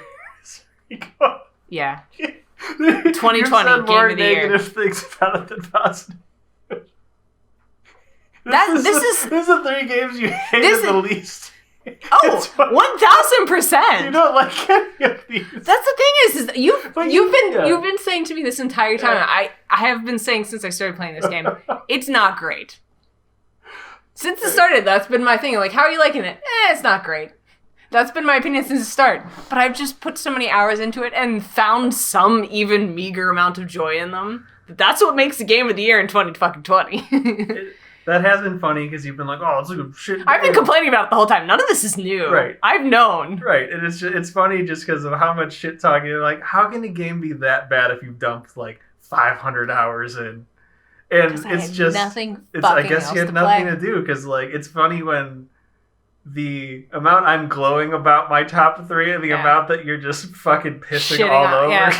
Like, it's just very funny to me. Yeah. So yeah, these are the 3 games you hated the least. I expected to have. To be fair though, like, I expected to put this game down within the first 3 hours. Yeah. So I expected to resell this game, to be honest. And the fact that I kept playing it is good. There's something there. Yeah. It's definitely flawed, but I think there's definitely good things that you liked about it because you would have stopped playing it if you didn't like it. For sure. I like farming crafting games, and this is one of the quintessential of those. That sort of genre of game. It's been around since forever. I would make it very differently, and there's a lot of choices I think Nintendo made that are really, really dumb. Also, full disclosure for however this goes, I time skipped occasionally. I think that claiming that's not how the game should be played and all the purists, I think they're idiots. I think you're dumb. They're not allowed. Oh, I guess if they're trying to say that. If you're trying to say that I can't enjoy the game, and it's not even like I'm fucking, doing the like cheat code to get all the money or anything like that. I just want to keep playing this game I like. Yeah. That is the hands down the biggest decision I think Nintendo has made with that game that I think is really dumb. Let me play this game when I want to. Not even how I want to. When I want to. And you can, you're just not really getting anything new. And that's the thing that sucks, right? You miss so much. Flat out. Shops close after 9 p.m. I'm an adult. Most of my free time is after 9 p.m. If I didn't time skip, like, I work 9 to 5. It's like the fucking, you know how you get frustrated whenever the bank's not open because you're a working adult and you can't get to the bank? It's the same fucking thing in a video game. Are you kidding me? That stuff. That is dumb. So I think purists are dumb. If you want to play it pure, by all means, but do not call other people dumb for playing it when they can. drives me nuts. I hate that that's a thing, but Nintendo fans are another breed. So here we are. Game of the Year 2020. Your turn, Nate. My game that I adored this year, because I really liked all top of my 3. I had ones that were my 4, 5, 6, 7, 8, 9 were all like, ooh, fuck, these are good too. My number 1, no shock to my darling hateful wife over here, is Noida. Yeah. And to specify, Deep Rock was a similar thing. Noida was in early access last year. Fuck early access games, they don't exist. I'm not playing you till you're out. That has a 2020 release date in my head. Mm-hmm. Of you actually you hit 1.0 this year, I'm counting you as a full release because I'm not playing. This is a beta. Noida is a, I guess, side scroller. Mostly kind of you're like aiming. You can play it twin stick with a controller, but you're viewing from like a side scroller perspective. You're firing off like magic from your wand, and the whole hook with the game is that you have like upper 300 spells in the game that I've put close to 70 hours in, just under, and I've only seen like 200 something of the 300 something spells. So, like, I've seen like 60-70%, I think 60% of the spells in the game. And it's how the spells work with each other is just insane. Like the different modifiers that you're like, oh, hey, like when could this be useful? And you start thinking about the cool combinations. You could combine it with this other thing to make it like home in on people or do a bunch of damage or cast from the nearest enemy or things like that. And like they have tons of cool environmental things, like being able to like set things on fire, or like if you get like coated in blood, you have a higher crit chance or things like that. The amount of time I've heard you screaming over this game. Yes. Like, how much you enjoy a game is directly proportional to how much you're screaming about a game. But it's screaming and laughing at like the same time. It's not just yelling at. It's just screaming about, I feel like, is more the term. Yeah. No. It's I can tell you're playing it by just hearing your exclamations. It's one that this is a roguelike, not a roguelite. And the kick on it is just like, what weird wands am I going to put together that do absolutely bonkers things, and how is this run going to go wrong? Because like you can make wands that seem like they break the game. Like you're like, this is insane. How am I going to fuck this up? You're going to fuck it up. I've won less than 1% of my runs. It's like 2 out of like, it's probably, I think I've probably played 300 runs at this point, and I've won 2 of them. And my first win came in at like hour 50. It was like, it's insane. And I screamed when I did it and startled you. Yeah. But I was in like, the other room. Yeah. It was one like, I was on the couch. It's, yeah. That game was fun as shit. It's brutally difficult. You're probably going to kill yourself at least half of your runs from a spell combination gone bad, of like you forgot it had this modifier and you're switching a bunch of spells around in the Holy Mountain, like kind of like safe area. And then you pull it out in a panic, fire, be like, yeah, I'm going to hit him with this buzzsaw, and forget it has like boomerang and just like completely 180s immediately and fucks you in the face. It's like, one of those games that's like, it's going great until you're dead. And the enemies are brutal too. Like, it's not always just you. Like, there's so many things to juggle of threats at any second. And the second you forget about one of them, like, you're like, okay, like, I think I'm good. And you walk, like, I had one time I was just standing on a metal surface invisible. I'm like, okay, I'm invisible. They can't hit me. And this fucking like electric sprite guy walked over, and he doesn't shock me, then like he gets hit. And an enemy AI saw it, went, ooh, and shot at it, electrocuted it, and I just died. Like 100-something health just gone. And it's just, I love this game. This is one that I was going to get for Josh for Christmas if we did the Game Awards before it. So when he said he wasn't going to get in, I actually gifted him this just last night. Mm-hmm. And hope he likes it. I love it. It's just one of the ones that I feel like I'm playing this, I like this, and fucking I can't get anyone to play this goddamn game. People are like, oh, it looks cool. No one's playing it. It's an amazing game. How much is it? It's $20, and you can play it for free because you're linked to my account. I'm gonna try it. It's fucking phenomenal. It looks fun. I think sure. I'm thinking I'm gonna be horrible at it. You're supposed to be. Yeah. And it's definitely, if you're at the spot of I don't get the hook and you're not seeing how you can combine the cool spells your together. first like couple hours, you're like, Well, I was at a spot of like I just don't get. I don't get where like the cool like it's like okay, this is kind of cool. I didn't really get how the spells work together, and I eventually just sat down and watched a YouTube video that explained how like the order works and shuffling. Like there's stats when you hover over a wand, and those are incredibly important. And just the order that you throw your things in, and like tons of the wands that have better stats are also shuffle. So the order is now fucked. That you click and you're like, oh, if it's in this order, I'll triple cast this one spell, and then when it hits, there'll be an explosion over here that's static, meaning when it's cast exactly from the location of what casted it. If you shuffle it, there's a chance you can just blow yourself up because it casts relative to you. And there's shit like that and the things that you can chain together that I'm like 70 hours in and I'm still occasionally like you set up a wand, click, and you're like, what the fuck did I string together? And I'm laughing like fuck. I seriously, I feel like a kid playing this. And the other thing with it is this is the first game that I can think of that I truly felt like the magic felt powerful and fun to use for me. Because I'm always like the warrior class and everything I go. I always end up with the mage because we play like Grim Dawn and it's like, okay, I'll play like Necromancer just because undead everything and horror everything's fun. But more often than not, like Grim Dawn has something like the Doom Bolt. The fucking Doom Bolt. The fucking Doom Bolt hits and just boom! And like the body just flies and they're just it's dead. paced. It does so much damage. And Noita, you make that wand every run.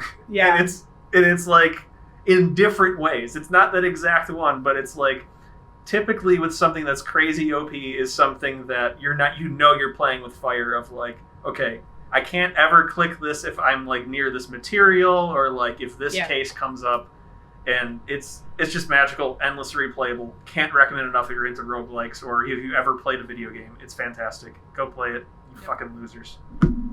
Cool. Including you. Yes, that's my number one.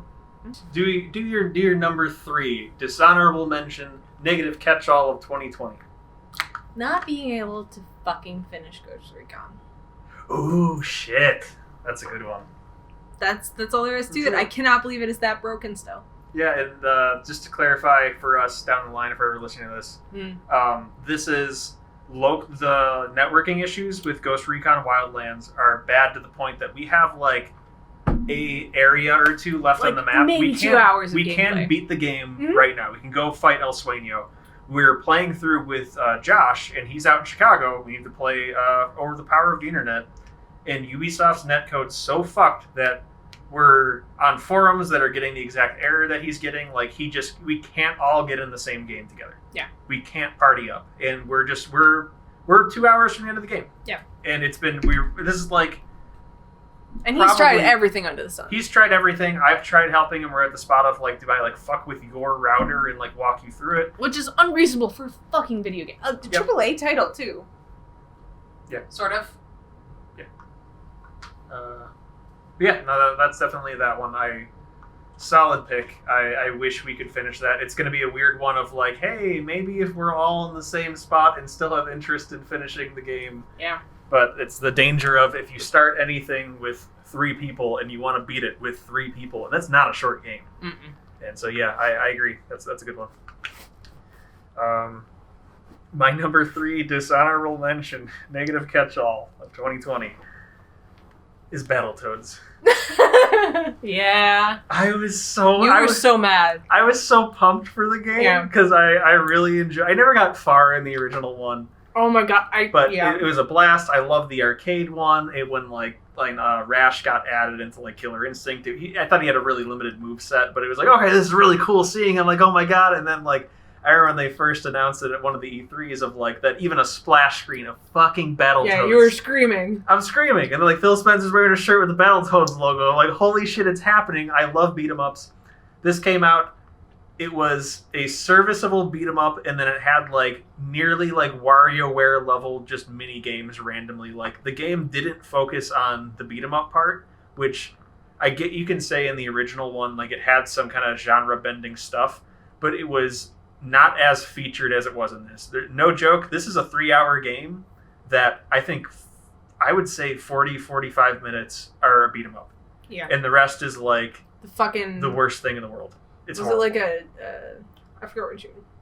It's like I want to say it's a minecart level, but it was something. There was like a kind of minecart level. You're riding some like dead ambassador. It's like there's silly stuff, and they kind of had like these like cutscenes and everything. But it's just not what I wanted. I wanted to beat them up with, okay, you can give me the speeder bike sections, you can give me a few of those things, but make them shorter. That was the majority of the game. The majority of the game was not a beat 'em up, and that was such a fucking letdown. And I was like hate playing through it because it's the ones like you feel like you have to. If you beat a game and you talk shit about it, you're not educated exactly. So if you're like, oh, well, we just didn't get to the good part, you're like, fuck you. There's no good parts. This is a bad game. Yep. So yeah, that's my number 3. My number 2. Okay. My number 2 is Cyberpunk. Welcome back. Cyberpunk. Number 2 game of the year. This is the one I'm worried about. This eats an hour. But I mean, my personal objections don't go that far. There are so many bugs. You can find them everywhere. T-posing. Yeah. So many bugs. Personally, I only had a slew of tier of bugs that are gameplay bugs. I had a lot of, I feel like, visual bugs, as far as like ones that like, I'm driving on a bike down the road and I just randomly T-pose. That's like the first lowest level of bug, where it's like, this doesn't affect anything, it's silly, it pulls you out of the game maybe, but you still can play as normal, you know? Real quick, I gotta say how much I adore T-posing, and it never makes me not laugh. So it's like every time I see it, I chuckle, and I love all the glitch videos coming out of this are fantastic from the outside. Yeah. Go on. So there's rampant glitching, and that's kind of the tier that's mostly just silly, usually doesn't affect things. Personally, beyond that, I've had a handful of gameplay bugs. I've had a handful of mini bosses that, one was just like floating 7 feet off the ground, so he couldn't hit me and I could just stand below him and kept smacking him. And this was like a relatively major mini boss in the main storyline. I had another one that just got stuck in an animation and I just kept hitting him until he died. That was a side mission one, so it was less important, but it's happened to me a couple times that like a mini boss that should have been a pretty difficult fight just entirely glitched out. So I've had a handful of the more breaking ones. I had one, I guess other notable glitches that I've had personally that were a little bit more on the silly side and less on the worse side, but actually made me quit the game out. During a main storyline, I won't spoil any of it, there was a period where you go into combat. And so it like plays like hype music. So you're going into combat, like let's play some crazy electric guitar, you know, like some pretty heavy drums and stuff like that, like picking it up like right, and you're going into combat and you go into combat and it's great. And then combat ends and the music keeps playing. And it's this loop that's 15 seconds maybe of like this guitar riff, and it just keeps looping. I'm in cutscenes, people die, like there's like there's more emotional things going on. Oh my god, the yes. issue, right? Yeah, like totally the emotional things, like it's a big plot point level of like this is a big emotional moment, and this stupid fucking guitar riff keeps playing. I'm in menus, it keeps playing. I talk to new people, it keeps playing. I go to new areas, it keeps playing. The whole storyline quest is over, and it's still playing. So that was what I had to quit out for. That was... I should not have been laughing through the cutscene where someone important dies, but I was. So that kind of walks the line between glitchy and like this is hurting the experience. Yeah. So there's like the whole bug aspect of it, but the game itself has some issues. I think that it's got the case where you get so many quests so frequently that fill up your quest log that it starts to affect how much you just don't give a fuck.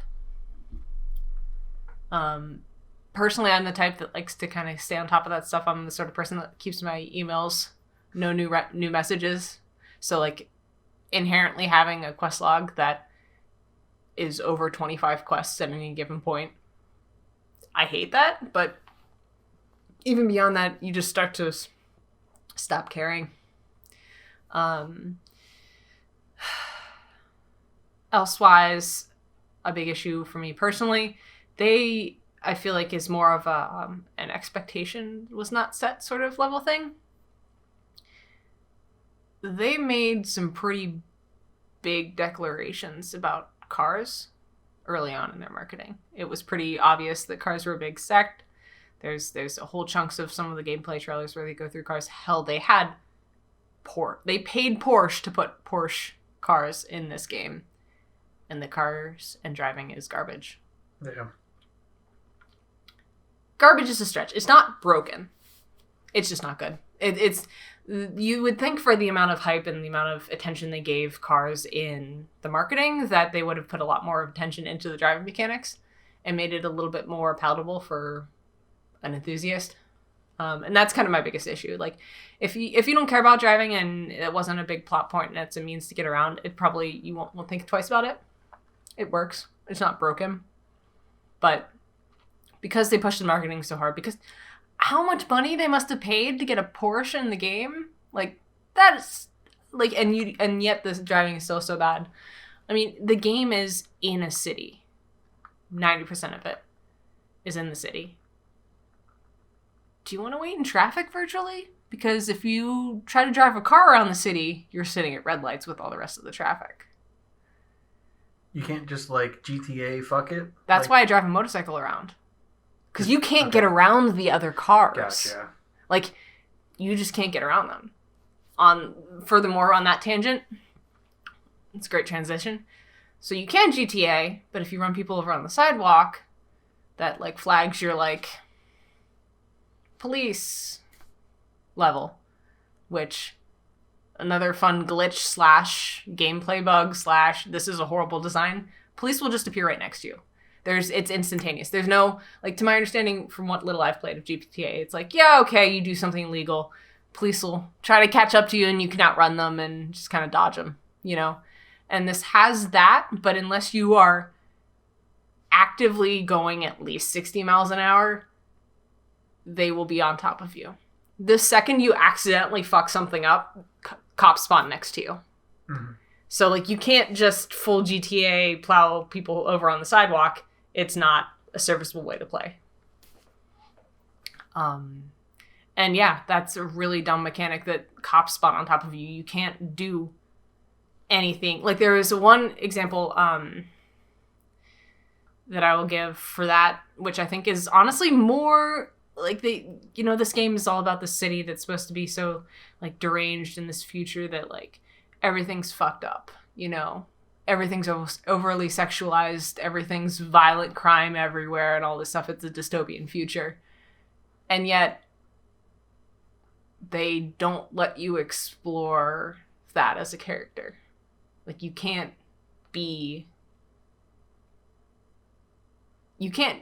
it's not a feasible way to play to be a deviant on that level. Like, you can't be wanted. It's just, the game won't work. You know, there was a part of the game is you can help the police, basically. There's something illegal happening, shoot the perps, save the people.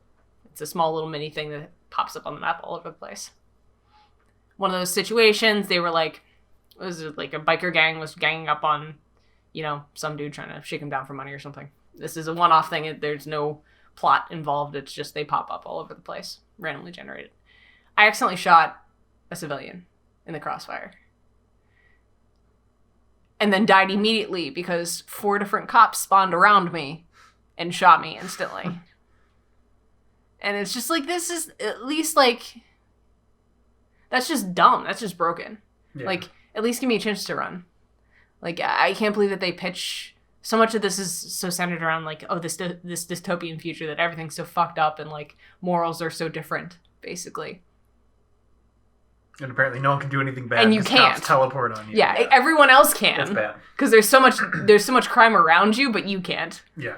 Like, come on. And like I said, you can get around them sometimes, but like you have to be actively driving to outrun them. And it's dumb. It's just shit like that. And the stories, none of your choices in the story really have too much of an effect. There's some choices, but it's not nearly as immersive as the choices you make in like in the dialogues and stuff like that. Dumb. There's a bunch of QuickTime story like dialogue choices all over the place for things that don't need to be QuickTime, like all the time. Every other conversation, it feels like you have a QuickTime. Like, I need to interject something. You're like, so inevitably, I'll enter into a cutscene, pick up my drink, get it halfway to mouth, and be like, oh fuck, I need to press something. Right. And it's just like, just to ask a question, like it's totally useless. I don't know. It's the story is throwaway. The setting is the cool part. And a lot of the stuff you can do interacting with the setting is fun. Like the clothing's weird and stuff like that. And the aesthetics of the cars and motorcycles are cool. The missions... Oh, I'm sorry. Like 10 minutes. Oh, really? Yeah. Is there anything else? I know. You shat all over the game. It's definitely a dishonorable mention. Is Fair there enough. any other things you want to throw out? It's just been like 10 minutes. All right. Last thing I'll say, combat-wise, guns suck. They're not fun to shoot. Yeah. They're not fun to shoot. They don't feel like they do enough. I'm finally, after 50, 60 hours of the game, feeling like I'm getting guns that do damage. And what that usually means is I have a sniper rifle that I walk around and use like you would a pistol. So, yeah. Gunplay's no fun. That's why I do stealth everything. I'll stop now. I could complain for Yeah, no, I was going to say, like, this... I was trying to even shy away from the bugs and whatever else, but yeah, it's, there's a lot of bad in that game. There's a lot of bad in that game. It is very dishonorable. Shame upon their ancestors. Yep. Alright, my number 2 dishonorable mention, negative catch-all of 2020, was bots and scalpers making all hardware impossible to get. I don't know what else to say on this one. Video cards, we still don't have them. We eventually got Switches. I did get an Xbox in the first round. I didn't get a PS4 till like one of the later rounds. Like there's a bit where I'm like, oh, I'm not getting my number PS5. One dishonorable mention is 3080 stocking issues, so same thing. Okay. So yeah, it's just there's no way around it. That fucking sucks. It seems like it's gotten worse than ever. Yep. And just with the pandemic stuff, with low stock and the increased demand, yep. It's just fucking horrible. It's insane that as someone who, if it was sitting on a shelf, would set $700 on fire for a 3080 in a heartbeat. Yep. I can't do it. But I will not give some asshole a extra $700 cut towards a product. Yep. But it's insane. I'm glad I managed to get the consoles. The graphics card has eluded me. And the only reason I got the consoles is because I was on the very second doing the same... You got lucky. Getting timed out. You got lucky. You were there. It's just... I can't believe how bad this is, and I can't believe how much retailers just don't seem to give a fuck to like throw CAPTCHAs around their checkout process. Yep. So yeah, fuck that. Do you have anything else to say on that one? That's all I got. It was just horrible. Yeah, like I said, my number 1 disappointment was 3080 stocking issues because I don't particularly care about the consoles. Yeah. And I wasn't in any rush to get a Switch, really. Whenever they started to become available, I picked one up, but I wasn't... Whenever they stopped being in stock, I wasn't really interested in getting one. Yeah, I mean... Well, you got it on a narrow window. We weren't sure if your order went through. That's right. So it was but it wasn't. Low stock. It's not quite low stock, but not quite the same level of craziness that the graphics cards and computer hardware has been. It was a little less, but still, it was like crazy. You had to get lucky to find. You know, did Target have any in stock and stuff like that? But it wasn't like people were setting up wait lists and it wasn't quite the countdown stuff. It was more like you had to get. You looked at the right time. Sort of stuff. Whereas, once again, if we look back on this was the era of Discord notifications from now in stock that where one of us is in a different room, one's near Discord, the other's there. Middle of the fucking workday. And you just hear, 3080! And we're like, oh shit! Like, I'm on calls with my team lead going, Bill, there's a 3080. Can we wait 2 seconds? And he's like, fuck, just do it. Like, I'm trying to get it. He's like, you get one? No. All right, back to talking about this work thing. We thought we got lucky. Both of us got through the Amazon checkout for one. Yep. And the next day was just like, I can't believe we don't have to worry about this anymore. Like, not even being excited about getting the card so much as just being excited that we don't have to play this game anymore.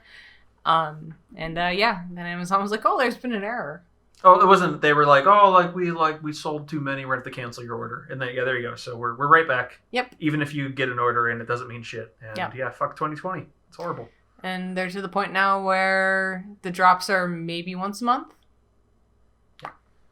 That's 2021, Sarah. We haven't got to talk about that. Not until the next couple of categories. Yeah, so that's that was my number 2. Your number 1 was that was my number thing. 1. So all to you. My number 1 dishonorable mention / negative catch-all of 2020 is Halo Infinite getting delayed to 2020. Yeah, called that. That's one.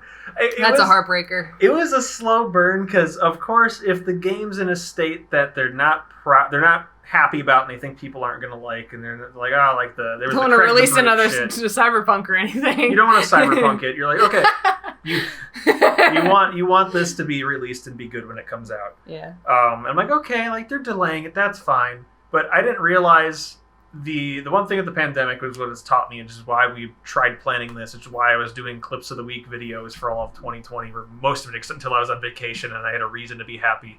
Outside of, hey, maybe I'll make a video game video, it was just having things to look forward to is really important to the human psyche. Yeah. And to wanting 2020 to keep hit. Living. Yeah. 2020 hit, and I'm like, I didn't realize that when Halo Infinite got delayed, and I was like, okay, no matter what happens, I get to play Halo at the end of this year. I can do this. It's this many months away, and it kept getting closer, kept getting closer, kept getting closer. Then they show it off and delay it. And this was that around E3, I'm guessing? Well, E3 in air quotes, whatever the fuck, over the summer. Yeah. That gets delayed, and it goes away, and I was like, oh, okay, like I'm bummed the first day, and the second day I'm a little more depressed, and the third day I'm a little more depressed. And I wasn't actively still thinking about Halo, but I realized that the one thing I had to look forward to was gone. And I slipped into like a horrible depression. My Switch is a rebound purchase.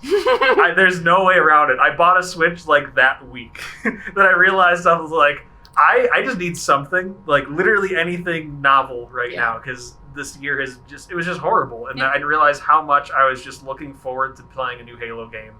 And even being like, God, I hope it's not Halo 4 because I fucking hate that game. But like, it's a Halo game. It's something I'm pumped for. It's something it's hard not to get hyped for when they come out. It got delayed. I hope it doesn't happen again. But that was by far my number 1. That kicked me into a depression. And I was already pretty depressed in 2020, so that's saying something. It made me buy a Switch finally, and a PlayStation 5, and an Xbox Series X, and I'm still trying to fill that hole that Master Chief left in me. So yeah, that's my number 1. Cool. All right, we are on to the good stuff. Honorable mentions. Positive catch-all of 2020. Sarah, what is your number 3? Are these ordered for you? Yes. Okay, go for your number 3. I don't have one. Okay, we have it over at you. You've hated everything that has happened. Gaming-wise and gaming-adjacent-wise, it's been a bad year. Yeah. And because I just play less, there's been fewer things to pick from. So okay. My number 3 is finally winning a RoboScoop skin on the Awesome Twitch channel. That was rad. I'm not someone who is like. There's a Twitch stream that for the video game Awesome Knots, the studio puts on that they're still having their game like Blightbound. But they have always had a contest that there's one skin in the game that I own literally every other one of their skins through buying it, through doing Kickstarter backing, through playing other related games, all kinds of shit. I own every other skin in the game except this one that you can only win from either winning community contests or watching their Twitch stream and winning a raffle. And I wasn't super consistent, but I would pop in over like probably a span of like the past 3 years. Like it would always be on. It was only Wednesdays at like around my lunch break. Mm-hmm. So there'd be times I'm sitting in like the fucking like Pat Catan's parking lot in like Westlake, like eating Taco Bell with like the stream up, like type in / raffle and then type it's rigged after I lose, and then that's my lunch break. And like that happened a lot.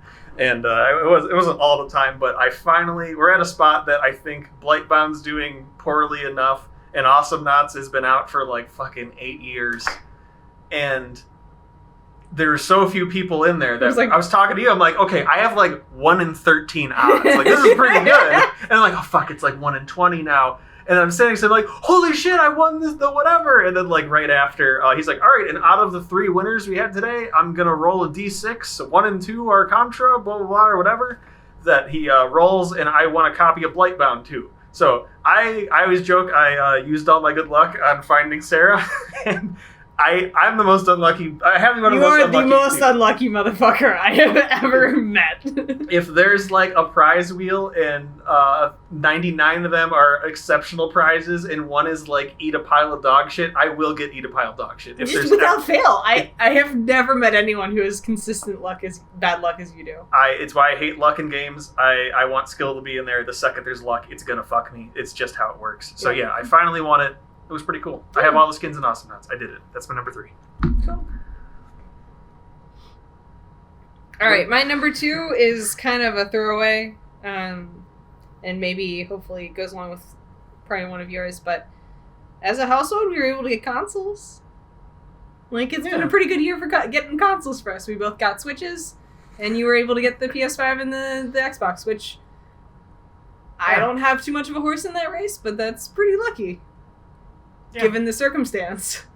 You say luck, it was like glued to these. Right. Yeah. You put a lot of effort into it. I'm not saying that, but there's also luck involved because everyone was having so much trouble finding Xboxes. Well, specifically PS5, it seemed like was worse. But yeah, it was like just getting a request in. Like you just would submit it, fail, and every once in a while you're like, oh, I actually checked out. Yeah. It worked. So that's all I got for that one. Yeah, cool. My number 2 honorable mention that I rated, like, it's probably my number 3 score-wise for a game, but I literally beat it in one sitting. So I'm like, you can't, like, be like, wow, this is my number 2. You're like, how long did you play it? You're like, about an hour. Yeah. Like, that's it. But, like, I loved it. There's a game called Post Void. This was the super trippy as balls, like, 2D, like, think like you're playing, like, Doom 2, but you can actually aim. But it's, like, crazy acid trippy shit to the point. I think it's the only game I've played where almost the entire game has floors that are like rolling hills. Mm-hmm. And you don't think it's going to fuck you, but when I say floor, you're in like a building. So it's like hallways and shit. And there's like all the enemies are wackadoo. Like the best I can describe it is a first-person shooter that the entire time you have a skull in one hand that's your health that's draining. So you can see how much time you have left till you die. Mm-hmm. And you're trying to beat the game in an entire run without letting that drain, which you lose health, you gain from killing people, and you lose health from getting hit or just having it time out. So you're sprinting the entire time just trying to get through these levels as fast as possible. It's playing the same song the entire time. And it's a good song that fits like the chaotic thing. And the game feels like an acid trip that you like can't blink through because of how fucking fast paced this first person shooter is. Yeah. And like it's this tiny indie game that I think was like $6 or something. Yeah, like it's an indie game even. Yeah, and the funny thing, this is actually the same developer that did Sea Salt, which I played this year. Mm-hmm. Oh, that's right. That was the Cthulhu. That was the Cthulhu one, which they keep so making. Okay. It's so rare that you find a developer that knows how to make games that don't overstay their welcome. Yeah. And it seems like that's like a short, sweet, really well done short game. Yeah, I don't need every game to be 70 hours. I don't need a game to be 2 hours. Yeah. It's like, if you give me 1 hour, like, that was fucking cool. Like, I'm so glad someone made this. That seems to be this developer. There's one other game on my wish list, but they made that too. This is one of those. I loved it for what it was, but I beat the game in, like, about an hour. Mm-hmm. But I would recommend the shit out of it to people. But it's hard to be like, go fucking game of the year. It's an hour long. Like, it feels like it's like, okay. seriously, if you have a free hour, if you're pretty good at shooters, it's probably going to take you longer than an hour. Mm-hmm. But go do this. It's weird how much even just floor being fucked up is like GOTY. Like, have you ever walked on uneven floor in a video game? Oh, shit. What the fuck? Like, it just, the game is trippy as fuck. No, I glanced over a handful of times and it just feels bizarre. Yes. In the true sense of the word. Like, everything about it, you're like, what did it even play? Like, you get to the end state of the game and you're like, I don't know what happened. I don't know what I played. Upset, Who am I? Yeah. It's a great game. Yeah. Check it out. Post Void. On that tangent, that reminds me, maybe this could be my number 3. I played a similar short game where it's like, it doesn't really make any list because it was so short. It was like an hour and a half tops, called A Short Hike. Okay. Super cute little thing. Doesn't have a whole ton of depth. Just like this really cute little short storyline RPG. Enjoyable because it doesn't try to be more than it is. Nice. Cool. And same flavor of this was a good game. I can't really put it on a list because it was so short, but for the sort of game I like, this knocked it out of the park for my taste. That's my thing. It's on the opposite. It could not be more opposite than that game across the board. Oh, just from speed and acid trip and what the fuck is happening? It's not fast. Just like anus this walls. Is like, yeah, this is like Animal Crossing level graphics of these cute little chibi animals on an island, and you're finding seashells. Not a bad violent acid trip. Yeah, that's could not be more different, but the same sort of like short, sweet. That was awesome. I enjoyed that time, and it was money well spent sort of game. Give me bad acid trip video games. We'll play them till the day I die. Especially if there's violence in them. I adore it. Give me like weird. Is that an anus? Is this a vagina wall? What the fuck's happening? Mm-hmm. What even is that enemy's face? Sorry, that game's great. Yeah. Good stuff. So is that? I have one more. Do you have one more? Okay. I have my number 1. Okay. Yeah. Do your number 1 then. Christmas Miracle. Oh, yeah. I finally got Nate to play Portal 2 with me. Yeah. Because I've had it. I was late to the Portal 2 game initially. I was late to that party. I didn't pick it up right whenever it came out. Played it probably a couple years ago. Enjoyed it. Still probably one of the best. The Portal series is, they really knock it up.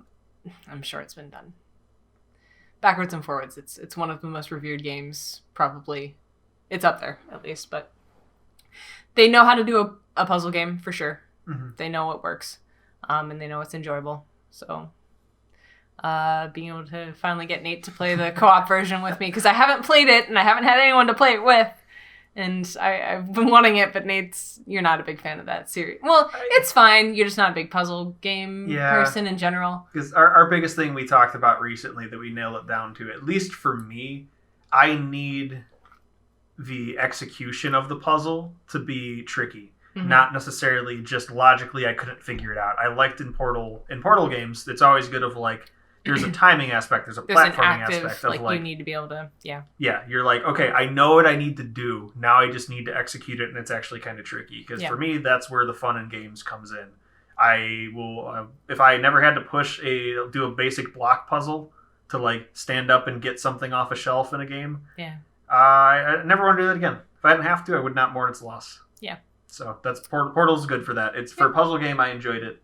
It's just definitely not my go-to. Yeah. So we played the co-op, and it was like maybe 2 hours, 3 hours of gameplay. Yeah, it wasn't a ton. It was probably 4 or 5. But it was a couple nights, and it was real nice. And I finally got Nate to play with me. So it was a Christmas miracle. Christmas. Yes, it was a Christmas miracle. Because I felt bad. I'm like, well, what's one that, like, 'cause we were talking about, like the tough sell games. Compromising with things in general, with food, games, movies, anything. And I'm always at the spot, if you both are leveling out options too much, you end up both shooting for, like, between a 6 and a 3 out of 10. Yeah. And you end up there, and no one's really happy. And I'm like, well, what's your, like, if you dragged me along through a game, what is it? And you're like, oh, fucking Portal 2, easy. I'm like, oh, that's not that bad. I didn't know that was, like, a 10 for you. Like, fuck it, let's go play Portal 2. I mean, for just wanting to get, I wouldn't say it's like a 10 game, but as it's far as wanting to do it. Yeah, I just wanted to finish it. I knew it was not a ton of things. It was just I hadn't finished the fucking co-op. How happy would it make you to do this? Yeah. Even if it's watching it. Like, I know...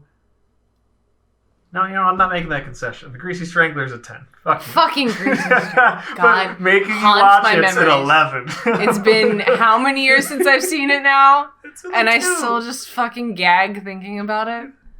So yeah, we don't have to get into the greasy strangler. But that's a whole fucking... Of that enjoyment factor of maybe I don't love the game, but you do. I'm fine going along with that.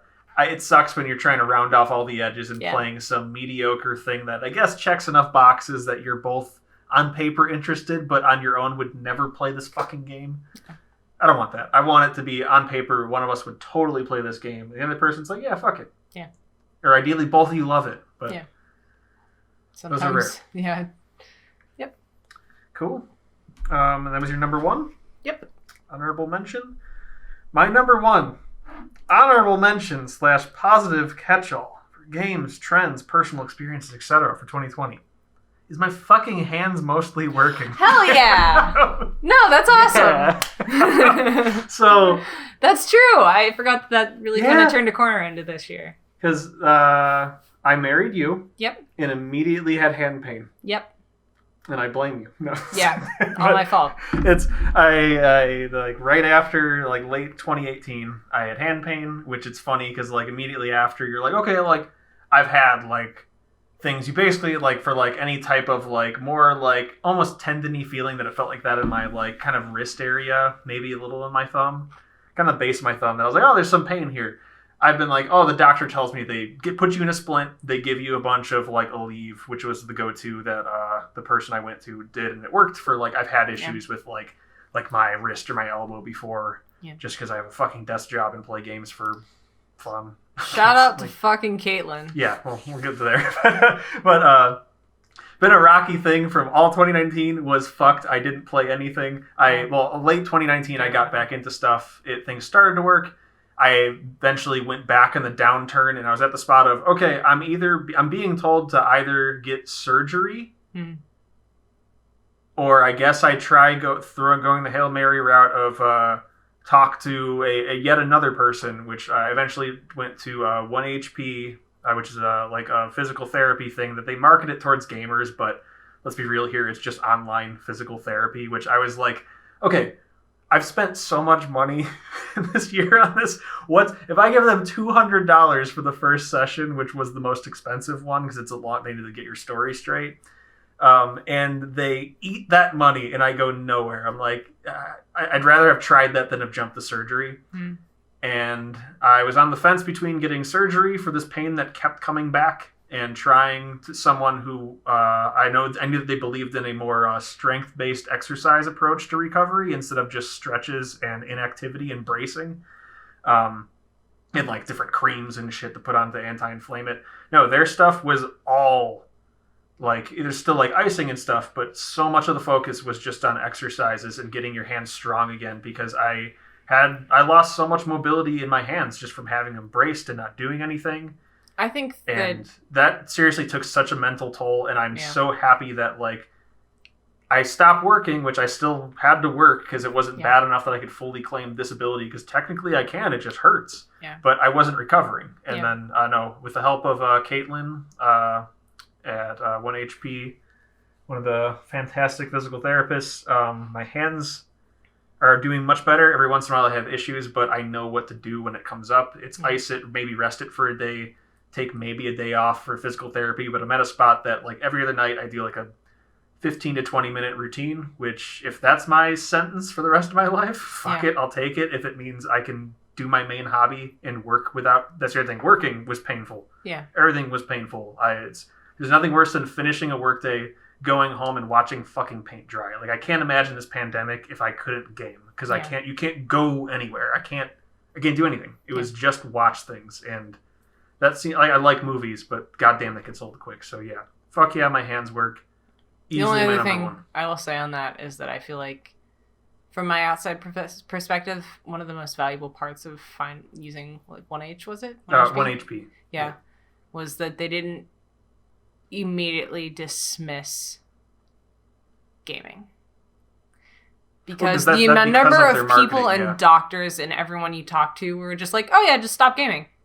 This isn't a fucking option. Like they just were entirely unwilling to see this as something that we need to make happen. And I think that's horribly unreasonable. And I feel like that's one of the biggest things that maybe having, whether they're because they're online or because they're more gaming focused or something like that, it was like this is the situation. How do we work with that? Whereas so many of those doctors were just like, well, just stop. Yep. And that's the thing is, their What whole... the fuck do you mean, stop? Yeah. Their whole motto there is like, well, we may not fix everything. Their whole motto was play more, hurt less. And that's kind of how physical therapy stuff works. Mm-hmm. It's not that I don't have things crop up a bit. Yeah. It's so minor compared to whatever it was. And tendon-wise, like, I have great mobility right now. I'm doing hand stretches, which the mic clearly can't record. You do them in your sleep. Do you know that? I do? Yeah. No, I didn't know that. You do, like, you crack your wrists in your sleep. Really? Yeah. Okay. Interesting. But one of the other things, as far as activity, it's not that it's just games. Yeah. It's, hey, what if your hands hurt when you do anything with them? Yeah. What hobbies can you do? Fishing, out of the question. Like, there was a point where it hurt bad enough that me jogging hurt. Mm-hmm. And even there, I stopped working out for almost 2 full years. I'm finally back in and consistently doing it without any shooting horrible pain. Yeah. And that's one that, like I have a pull-up bar from the ceiling. Fuck yeah. I have a new pull-up bar in our house here. And, like, being able to work out and just not be in horrible pain.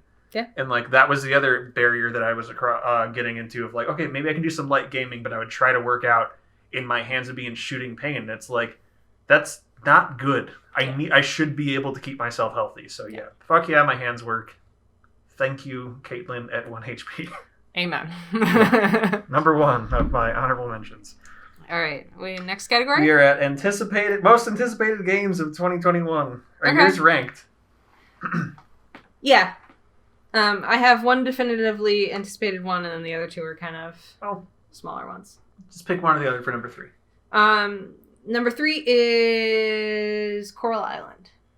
Okay. What's that? Harvest Moon. It's a farm simulator. Sure. It's a cute little farm simulator that seems like it checks all my farm simulator boxes, and I haven't had a proper farm simulator since Stardew Valley, and I'm craving it. Cool. It's supposed to come out this year. Mine, which I almost took off, and I left it on. I'm like, well, I mean, it was kind of delayed without a great date, and I think now, luckily, like late last year, maybe early this year, it got reconfirmed for the year. Is Dying Light 2. Oh, yeah. I loved the first one. Yep. This got delayed, and it was delayed indefinitely for a bit, which is always scary. Yeah. But no, 2 is supposed to come out in 2021. I'm pumped for it. 1 was a kind of a surprise hit. I bought it on a whim at a Steam sale. Loved it. And goddamn, I'd love to get back in that world. Yep. So yeah, no, it's number 3. My number 2 is Mineko's Night Market, which is one that I've had on my Steam wish list for probably years now. I don't know if it will come out this year. It says it will, but I don't believe it. It's like a cute RPG, maybe little farming simulator, crafty, but you collect cats. Yes. So... But what if they want to jump on your lap when you're talking? Then... It's a virtual cat. This is why they're better. I can turn off the game. Yeah, that's my number 2. Cool. We'll see if it actually comes out next year. It's not like confirmed or it doesn't have a release date. It just says 2021, but that counts, so fuck it. Yep, that counts. Okay. We're playing mental chess and wondering if it's your number 1, but worse comes worse, then you piggyback. My number 2 most anticipated game of 2021 is Back 4 Blood. Yes, that's my number 1. Fuck yeah. I'm cautious about it because I do think... Yeah, it could go wrong, but like, there's so much potential. The pitch is it's Turtle Rock, which I know anyone, if they fucking was the janitor when Left 4 Dead came out, was like, I'm fucking maker of Left 4 Dead. I'm maker of Left 4 Dead. But Turtle Rock, to my understanding, has a decent chunk of people that actually worked on Left 4 Dead in some capacity. Mm-hmm. And you can't argue with the first look at the gameplay. It looks very Left 4 Dead-y. Yep. It's the things I'm worried about is I do think there's a trend in the trends in gaming that have caught on and have been the modern conveniences of make everything an RPG, make everything press Q to win, make everything class-based. Everything needs aim down sights because like you can't have a more like just shoot from the hip thing. Yep. I don't think you need all these things in these games, and it's one that's the thing. I think if something fucks us over, it's going to be some dumb RPG grindy shit. Yep. And that's my biggest concern. But beyond that, if you just fucking... I've wanted Left 4 Dead 3 forever. That's the thing, too, that blows me away. It's not hard. Do it. Everyone has. Left 4 Dead 2 is... That is a classic revered PC game. Like, everyone's wanted a 3. It's not even just PC, it's console too. Yeah, It's just it has hit such a wide audience, and it's been replicated so few times. Like, of the games that have gone down that route, there's GTFO, which is an early access. There's Vermintide. Yep, Vermintide did it well. Well, until they fucked it up, but until they patched it. It's more playable, but there's definitely patches that brought it downhill. But it was good. It was a 7, 8. It wasn't a 10. Of games that have gone that approach, and I know sometimes people are like, oh, if something has like some people have described Deep Rock Galactic as Left 4 Dead. No. Go fuck yourself. It's not even close. It has 4 people and you do missions, and that's where the similarities you shoot end. Things, and there's a horde. But it's like Left 4 Dead requires so much teamwork or you're fucked. Like that is such a core principle of it. Yeah. And beyond, there's Left 4 Dead. There's Vermintide 1 and 2. There's spoilers. It's not on my list. And you already got 3 years. One of the ones anticipated that was on there but got booted off by Back 4 Blood because of the same reason. I just want Left 4 Dead. Yeah. Was Warhammer 40k Darktide. Oh yeah. Because it's the Vermintide people. It's that set in the 40k universe. Mm-hmm. Sign me the fuck up. Yeah. And then there's GTFO and now there's Back 4 Blood. But it's like it's been 12 years since Left 4 Dead 2. And this is where we're at. And it's insane that so few people have done it, but everyone agrees this genre, this type of game's amazing. Yep. And I don't know why it's not been copied sooner. So yeah, fuck yeah, Back 4 Blood. That was your number 1? That was my number 1. Okay, so I'll go right on to my number 1 most anticipated of 2021. Absolutely no shocker. It's fucking Halo Infinite. Yeah. I teeter between scared and excited, but the truth serum was when it was getting closer and not get canceled. Yeah. That I was steering day by day. It was like, okay, I mean, I'm scared, but I'm excited. I'm scared, but I'm excited. It kept going, okay, I'm excited a lot, and I'm slightly scared to eventually, like, give me fucking Halo! Like, I yeah, the amount of times you just walked around their house screaming. Like, I want it so bad, and it's one of the ones, like, don't get me wrong, I'm sure there's things in there, like the lighting could have been better in that trailer. I would have played that fucking game as is. I'm not crazy about, it's an open world campaign, but my hope, which I'm scared because now there's screenshots that they're showing him sprinting, and my favorite Halo is 3. It teeters around, but it's 3, 2, and I do like 5, but I do think the sprint kills some core things in Halo of feeling like it's not quite action movie thing of they wait till your shields recharge and then run in and fight you. Yeah. But the stringing kill after kill after kill, like I played recently and the team wasn't great, but the fact that you can go 26-0 in anything is incredible. Like any game that lets that happen, whereas in Halo 5, with everyone being so fast and everyone can hit you across the map, you're gonna die. If you do more than trading a kill, you did good. Yep. Whereas in like Halo 3, you can fuck people up if you get good. Yep. And I love the feeling. You got good. Please, Halo Infinite, don't suck. I'm very much looking forward to you. I can't wait to listen to this later and hopefully be like, haha, I was right. Or if I'm not, at least I have my so full of almost hope. So yeah, that was my number 1. Do you want to hear my Okay, and now we're on to our last category. Our last category is your 2021 gaming predictions. Make some predictions on what gaming in 2021 will look like. This was a very loose. Yeah, I didn't rank these. 2021, and on this one, I didn't rank them either. Do you just want to regurgitate all of yours? I'll regurgitate all of mine, and we discuss. Or how do you want to do this? Sure, I'll start because it's a good segue. Halo Infinite 2022. Oh, you fucking whore! You would say that? Don't bring that evil into our house! Do you remember a couple weeks ago I was typing something and I said, you're gonna hate me so much for this? No! I can't do it again. There's no more consoles to buy. Okay, so... That's mostly if there's anything that can go wrong, will go wrong sort of prediction. I don't believe it's going to happen. I can see it though, and I'll be like, okay, it'll be the same feeling. Okay, I mean, I guess it's what they need. I mean, you don't want Craig the Brute, you want the lighting to look better. But then I'll be depressed in buying consoles and like just be at the spot of like I'm staying up till 6 a.m. because fuck it, what even matters anymore. God damn. I'm sorry. Right. As I was typing, it popped into my head. We were talking about it one day, and I was like, that's my prediction. Yeah. What if it doesn't come out next year? What if it doesn't come out next year? And that was my first. That was like, all right, well, that goes here. No, I'm glad It's you gonna break saved his it heart. to here, because if you just like float that in front of me on like a normal Tuesday, I might just fucking. I'm not a wife abuser, but I might start. Don't you bring that evil in this house, woman. That's my best abuser voice. So yeah, and I think my other one is probably going to be something that I suspect just is go equally as ominous. Say one will talk. Say one will talk. Because these aren't really like, it's not like top to bottom. Just so go. my other prediction for 2020 gaming is that 3,000 series cards will not be available until very late in the year, at the earliest. People will get them, but it's being a pain in the dick for the duration of the year. So you're saying, when you say late in the year, where's your prediction? If you had to say a month, right now. The pessimist in me says it's not going to happen. It's not even going to happen in 2021. That you can just get them if you wanted them? Yeah. When do you think we will get them? Me or you gets one? In Just Q2. First half of the year. Q2?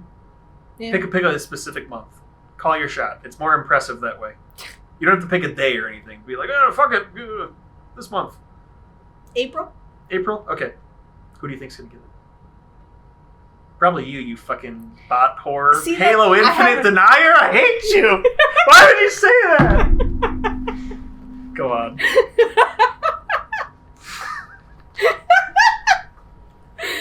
If it gets delayed, I'm blaming you. I Fuck the understand. developers, it's not their fault. They heard you and like, well, I guess we don't have to try. Remember when earlier in this recording you said that you used all your luck up getting me? Oh, exactly. And then you can just summon in whatever kind of luck you want. Yeah, I don't know. I want you to get one first, to be honest. Like, it means more to you than it does me. And if I had to choose, I would hope you would get one first. Here's where I'm at. But I'm more checked out than I feel you are, and you have bots running sometimes. You're going to get one first. Run one in a bit. Okay. But I'm mentally... After the Amazon canceled thing broke to me, I'm not even, like, hyped anymore, and it's not even, like, if I get an alert or anything. Like, if we were to get alerts, I'd be, like, crazy about it. It's more just, like... At this point, I'm just like, I just want to be done. Like, it's more for wanting to be done with it than wanting the thing. I played Mordhau recently, and I have horrible frame drops. I want it bad. It's one that I'm so over this fucking process of getting it that I'm like, can it just end? Like, I'm at the spot, I'm just now not paying attention to it because it's so depressing and life's hard sometimes. Yeah, mine is, it's very backburnered for me. Like, even if I have a bot running, I'm not slaving over it. It's kind of there, I guess. And I have, Newegg's like Twitter things, but I'm not like stressing over it. It's like, if I catch it, cool. Sending out the text, I sent out a text to some people like, oh my god, I got a 3080. Yeah. And then having to text them afterwards of like, hey, the 3080 I canceled. You were like excited, and I was like, from the minute the purchase went through, I'm like, there's no way. Well, here's where I'm at. I thought there's no way that actually worked for my Switch, for my Xbox, and for my PS5, and all of those fucking got delivered. I get it. Yeah. And that's where I was like, fucking got it. Got the order. And what are they going to do? Cancel it? Oh, that's exactly what they're going to do. I didn't voice that, but in my head, I'm like, oh, I think we actually got it. It's worked out for every other impossible to find thing I got this year. Yeah. This is clearly going to work. And you're like, oh, no. Fuck you. I think me and you might get lucky since we have some level of keeping an eye on it. I think April. Probably first half of the year. April's my gun to the head. Had to put a guess on it, but I'm not really committed to it. I think it's decently likely that this whole damn year they're not going to be just if you want one, you can get one. I think it might have to be for a very long time. You have to be on the ball at some level. Yeah. You can't just log into wherever the fuck and get one. Gotcha.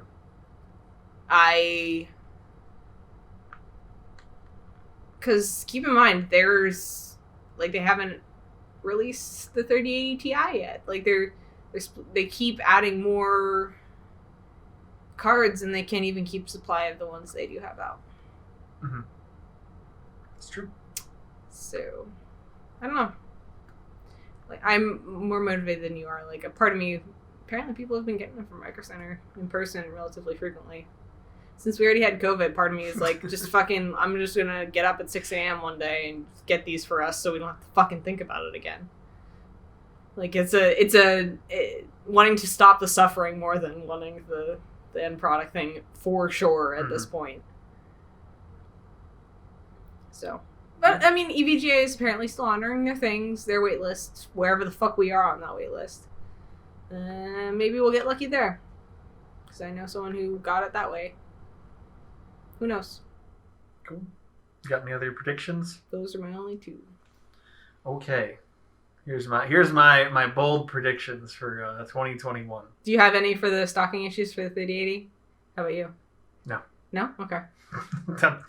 No, 3080s, they're not real. I don't know what you're talking about. Well, I sort of have some stuff around stock issues, but it's not directly 3080. My first prediction. Yep. I guess they're not really in any order. The first one I have listed is a major Valve-owned franchise gets a sequel announced.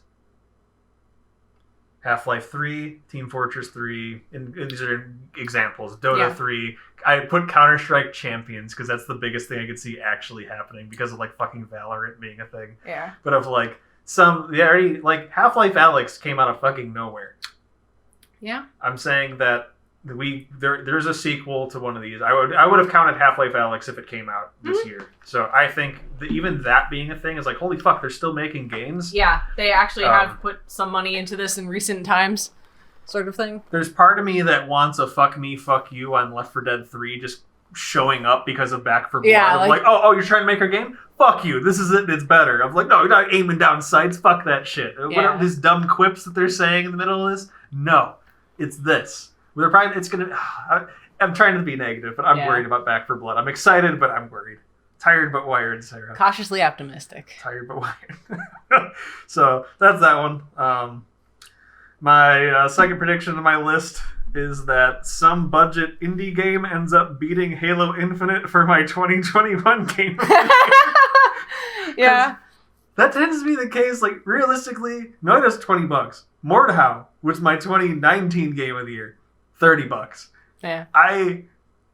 They're not making full priced, like, big budget games that I like anymore. Yeah. They're making less of them. Yeah. And that the ones that I'm like, this is fucking amazing, like, it hits all those, like, stupid high skill ceiling, absolute wackadoo cuckoo bananas levels of things you could do in the game with just basic, awesome, polished mechanics. Like, even there, Rocket League was $15 when it came out in like 2015. Like the list, I eventually will pull up my list at some point and show you now that we've talked on this. But I made a list of trying to think back through the years that ones that maybe I explicitly stated personally out loud to someone of like, this is my game of the year for this year, and went back for as many years as I went.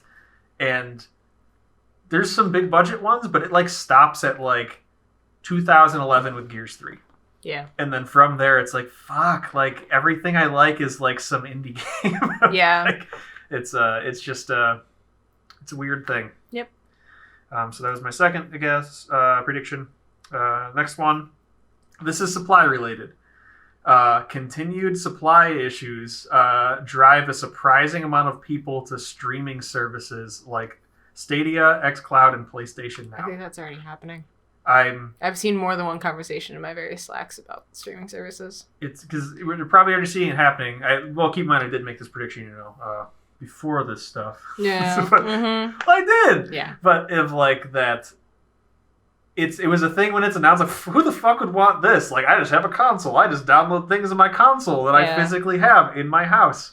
And all these things, and then we get to this spot of like, why would I want this latency? Like, all this stuff's better. And you get to this spot where you're like, well, do you want to play the game or not play the game at all? Yeah.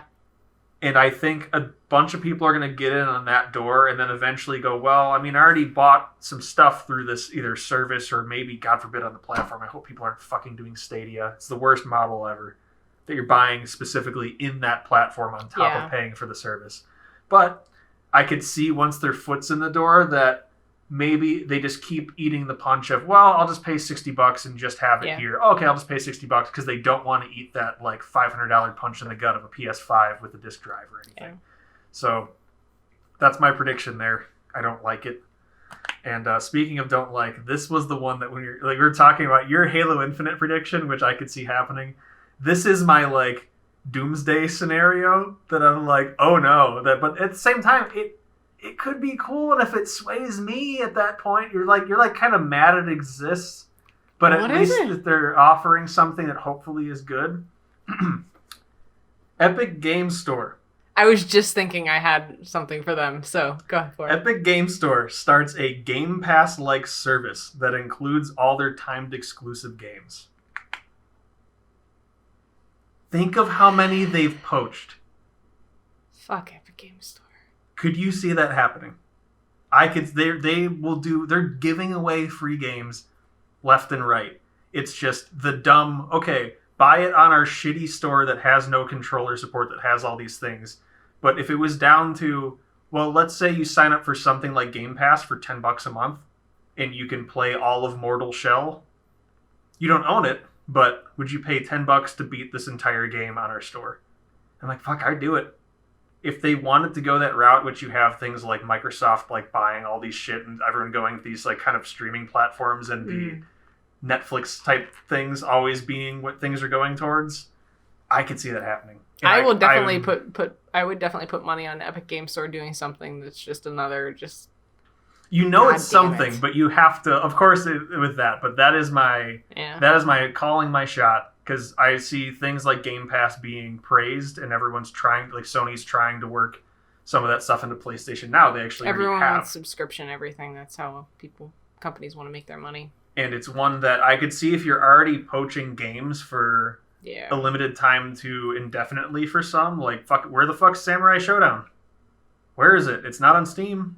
My fucking ooblets. Yeah, ooblets. Fucking ooblets. But if they stack, think of the roster of games they've stolen for a year. If it was $10 a month to hop in and you have these, I don't know who wouldn't.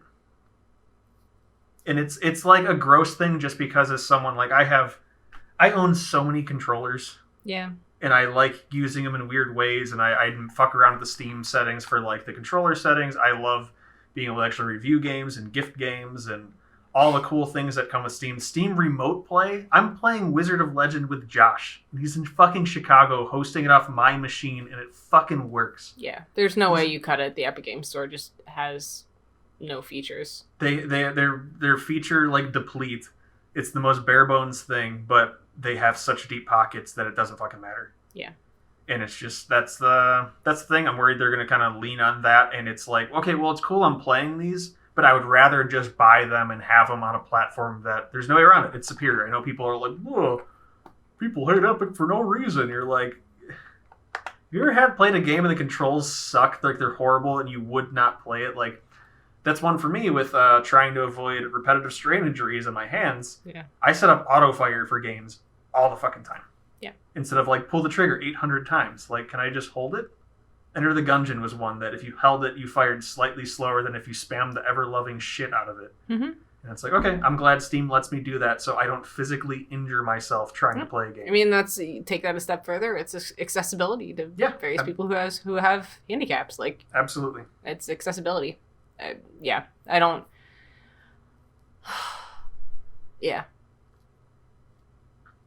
So, I don't like how Epic Games runs their business. That's my doomsday one. Because I think I would hop on. I just wouldn't be happy about it.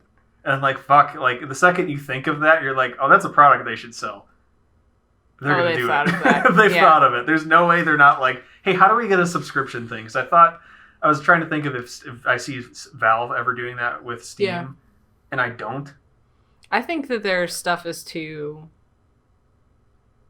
It's so decentralized. Like, there's no... If it was like, oh, I guess you get, like, Counter-Strike, but, like, what ends up there? And do they give a fuck? Yeah, like, Steam doesn't have, like, you come to Steam for this game. It's just...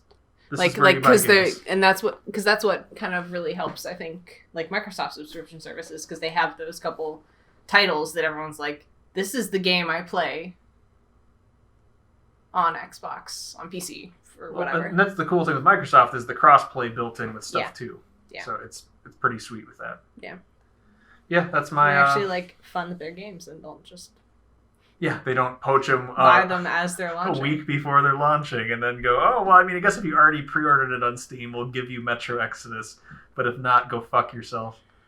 It's just gross. Yeah. But yeah, that's my last prediction, the most doomsday one of, oh no, I think they've got something here. Is there anything else you want to write down so you can say I told you so, or... I thought of one late, so this doesn't count. This is like an off-the-record, unofficial, like... My one that I thought of, it was technically already 2021, but we are now only 8 days into the year, and I thought of, and it technically touches on some early access-y stuff. This whole category is just us putting stuff into the void that would be Bullshit. horrible. Yes. We had to make this exist? Great, thanks. Hey, I had one that was good. It's not that I don't like Halo Infinite, it's that I put Halo Infinite 2020 into the ether for that, so you're welcome. Right. My other prediction that I thought of, just because why not? Because 2021 starting off so 2020 that it's ridiculous. This is life now. That my prediction is that some resurrected subsect of Xaviant reforms and tries to launch another calling variant. Oh my god, that is a really good one. Because they won't die. Holy shit, they would. They totally would. And oh my god, that's incredible. You're right. Okay, before it was the stamina system that was Are they going to wrong. call it the Culling 3? I think they're dumb enough to do it. I think they're dumb enough to do it too. Because it has only negative connotations at this point. Oh, yeah. It will move no extra copies. They're just the dumbest fucking... I can't think of a studio that wildly misunderstood what they had in their hands. That just played everything wrong. For years. They not at one point did they ever understand what was good about their game. The fact that they made The Calling 2, called it The Calling 2, and pulled it in a day when no one had it, and it was a buggy mess, and people were hopping in games that there were like 8 people playing online. Yeah. I only had people reaching out and like, hey, didn't you like this game? And I'm like, fuck, all right, yeah, no, it's bad. And then it gets revived, and then it sucks again, and Calling they take 3. a shit. That is a very good one. Because it will not die. They'll keep pushing different, like, almost arcade style, like, oh, here, you can hop in and play. I'm not saying it's Calling 3. I'm saying it may even be reimagined, but it's some other dumb thing that they're putting out that feels a lot like The Calling. Yeah. That's my thing. Xaviant makes a Calling variant. Yeah. They pulled at least half the code from The Calling. It may not be called The Calling, but if you look at it even slightly critically, you're like, oh, this is The Calling. This is just, let's be clear here. You clearly like, okay, we have one developer left. We're like, all right, reuse as much as you can because we can't pay you. Copy, paste. It's just the CEO that I'm getting in Steam forum arguments with. He's left in one developer. Weird. What a weird situation. Yeah. So that's my early 2021 prediction. Just because that is the fucking zombie game that won't die and it's seriously like, it's like, I keep describing it like, I'm going, I'm with you, baby. I'm with you, baby. But this would be like some ex that's just like, hey, we were really good together. And maybe there was a time where there was a month of like, you were really happy. Mm-hmm. And maybe they're pretty good at, doing some stuff. Okay. But since then, they discovered meth. But they still have your number. They keep changing theirs, so you're blocking them, right? Uh-huh. But they keep getting new phones just to text you, like, hey, we're making a new game, you want to play? You're like, fuck off! Hey. So it's, that's that. There was a time where they had their shit together, and you thought this was the one, and they went the meth route, and then you found your beautiful wife, Sarah, and you're happy. But they keep texting you. And you're like, no, trust me, this isn't going to work out. Yeah. I can't do this. This is abusive. I can't do this. That's the call. But the meth. But the meth. But they love the meth. It's not that I want the meth. No, the meth is the problem. If I ever start smoking meth, I'll go back and somehow play The Calling. I'll figure it out. It's bad because I played it with bots like last year, early this year, or something dumb. Just because it was like I did the advanced training and got the last achievement in the game. Because, goddamn, I miss it. Yeah. I miss the game. Yeah. Well, for probably just our future selves, but anyone else listening based on how private I make this or whatever the fuck happens to YouTube in the year 2069. This was Nate and Sarah. This is our Game Awards, so for 2020. I hope this makes us laugh in the future, or whoever else is listening. Yeah, I mean, at least hopefully our bitching's entertaining. Yeah. My bitching, specifically. You actually enjoyed things this year. I did. Well, I just hope it's a nostalgia trip, for sure. I think that could be fun. Yeah. Even if they only made it through the first half of this, which is probably more content. Oh, yeah, but even if we went back. Yeah. Cool. Well, all right. Bye. Okay, bye.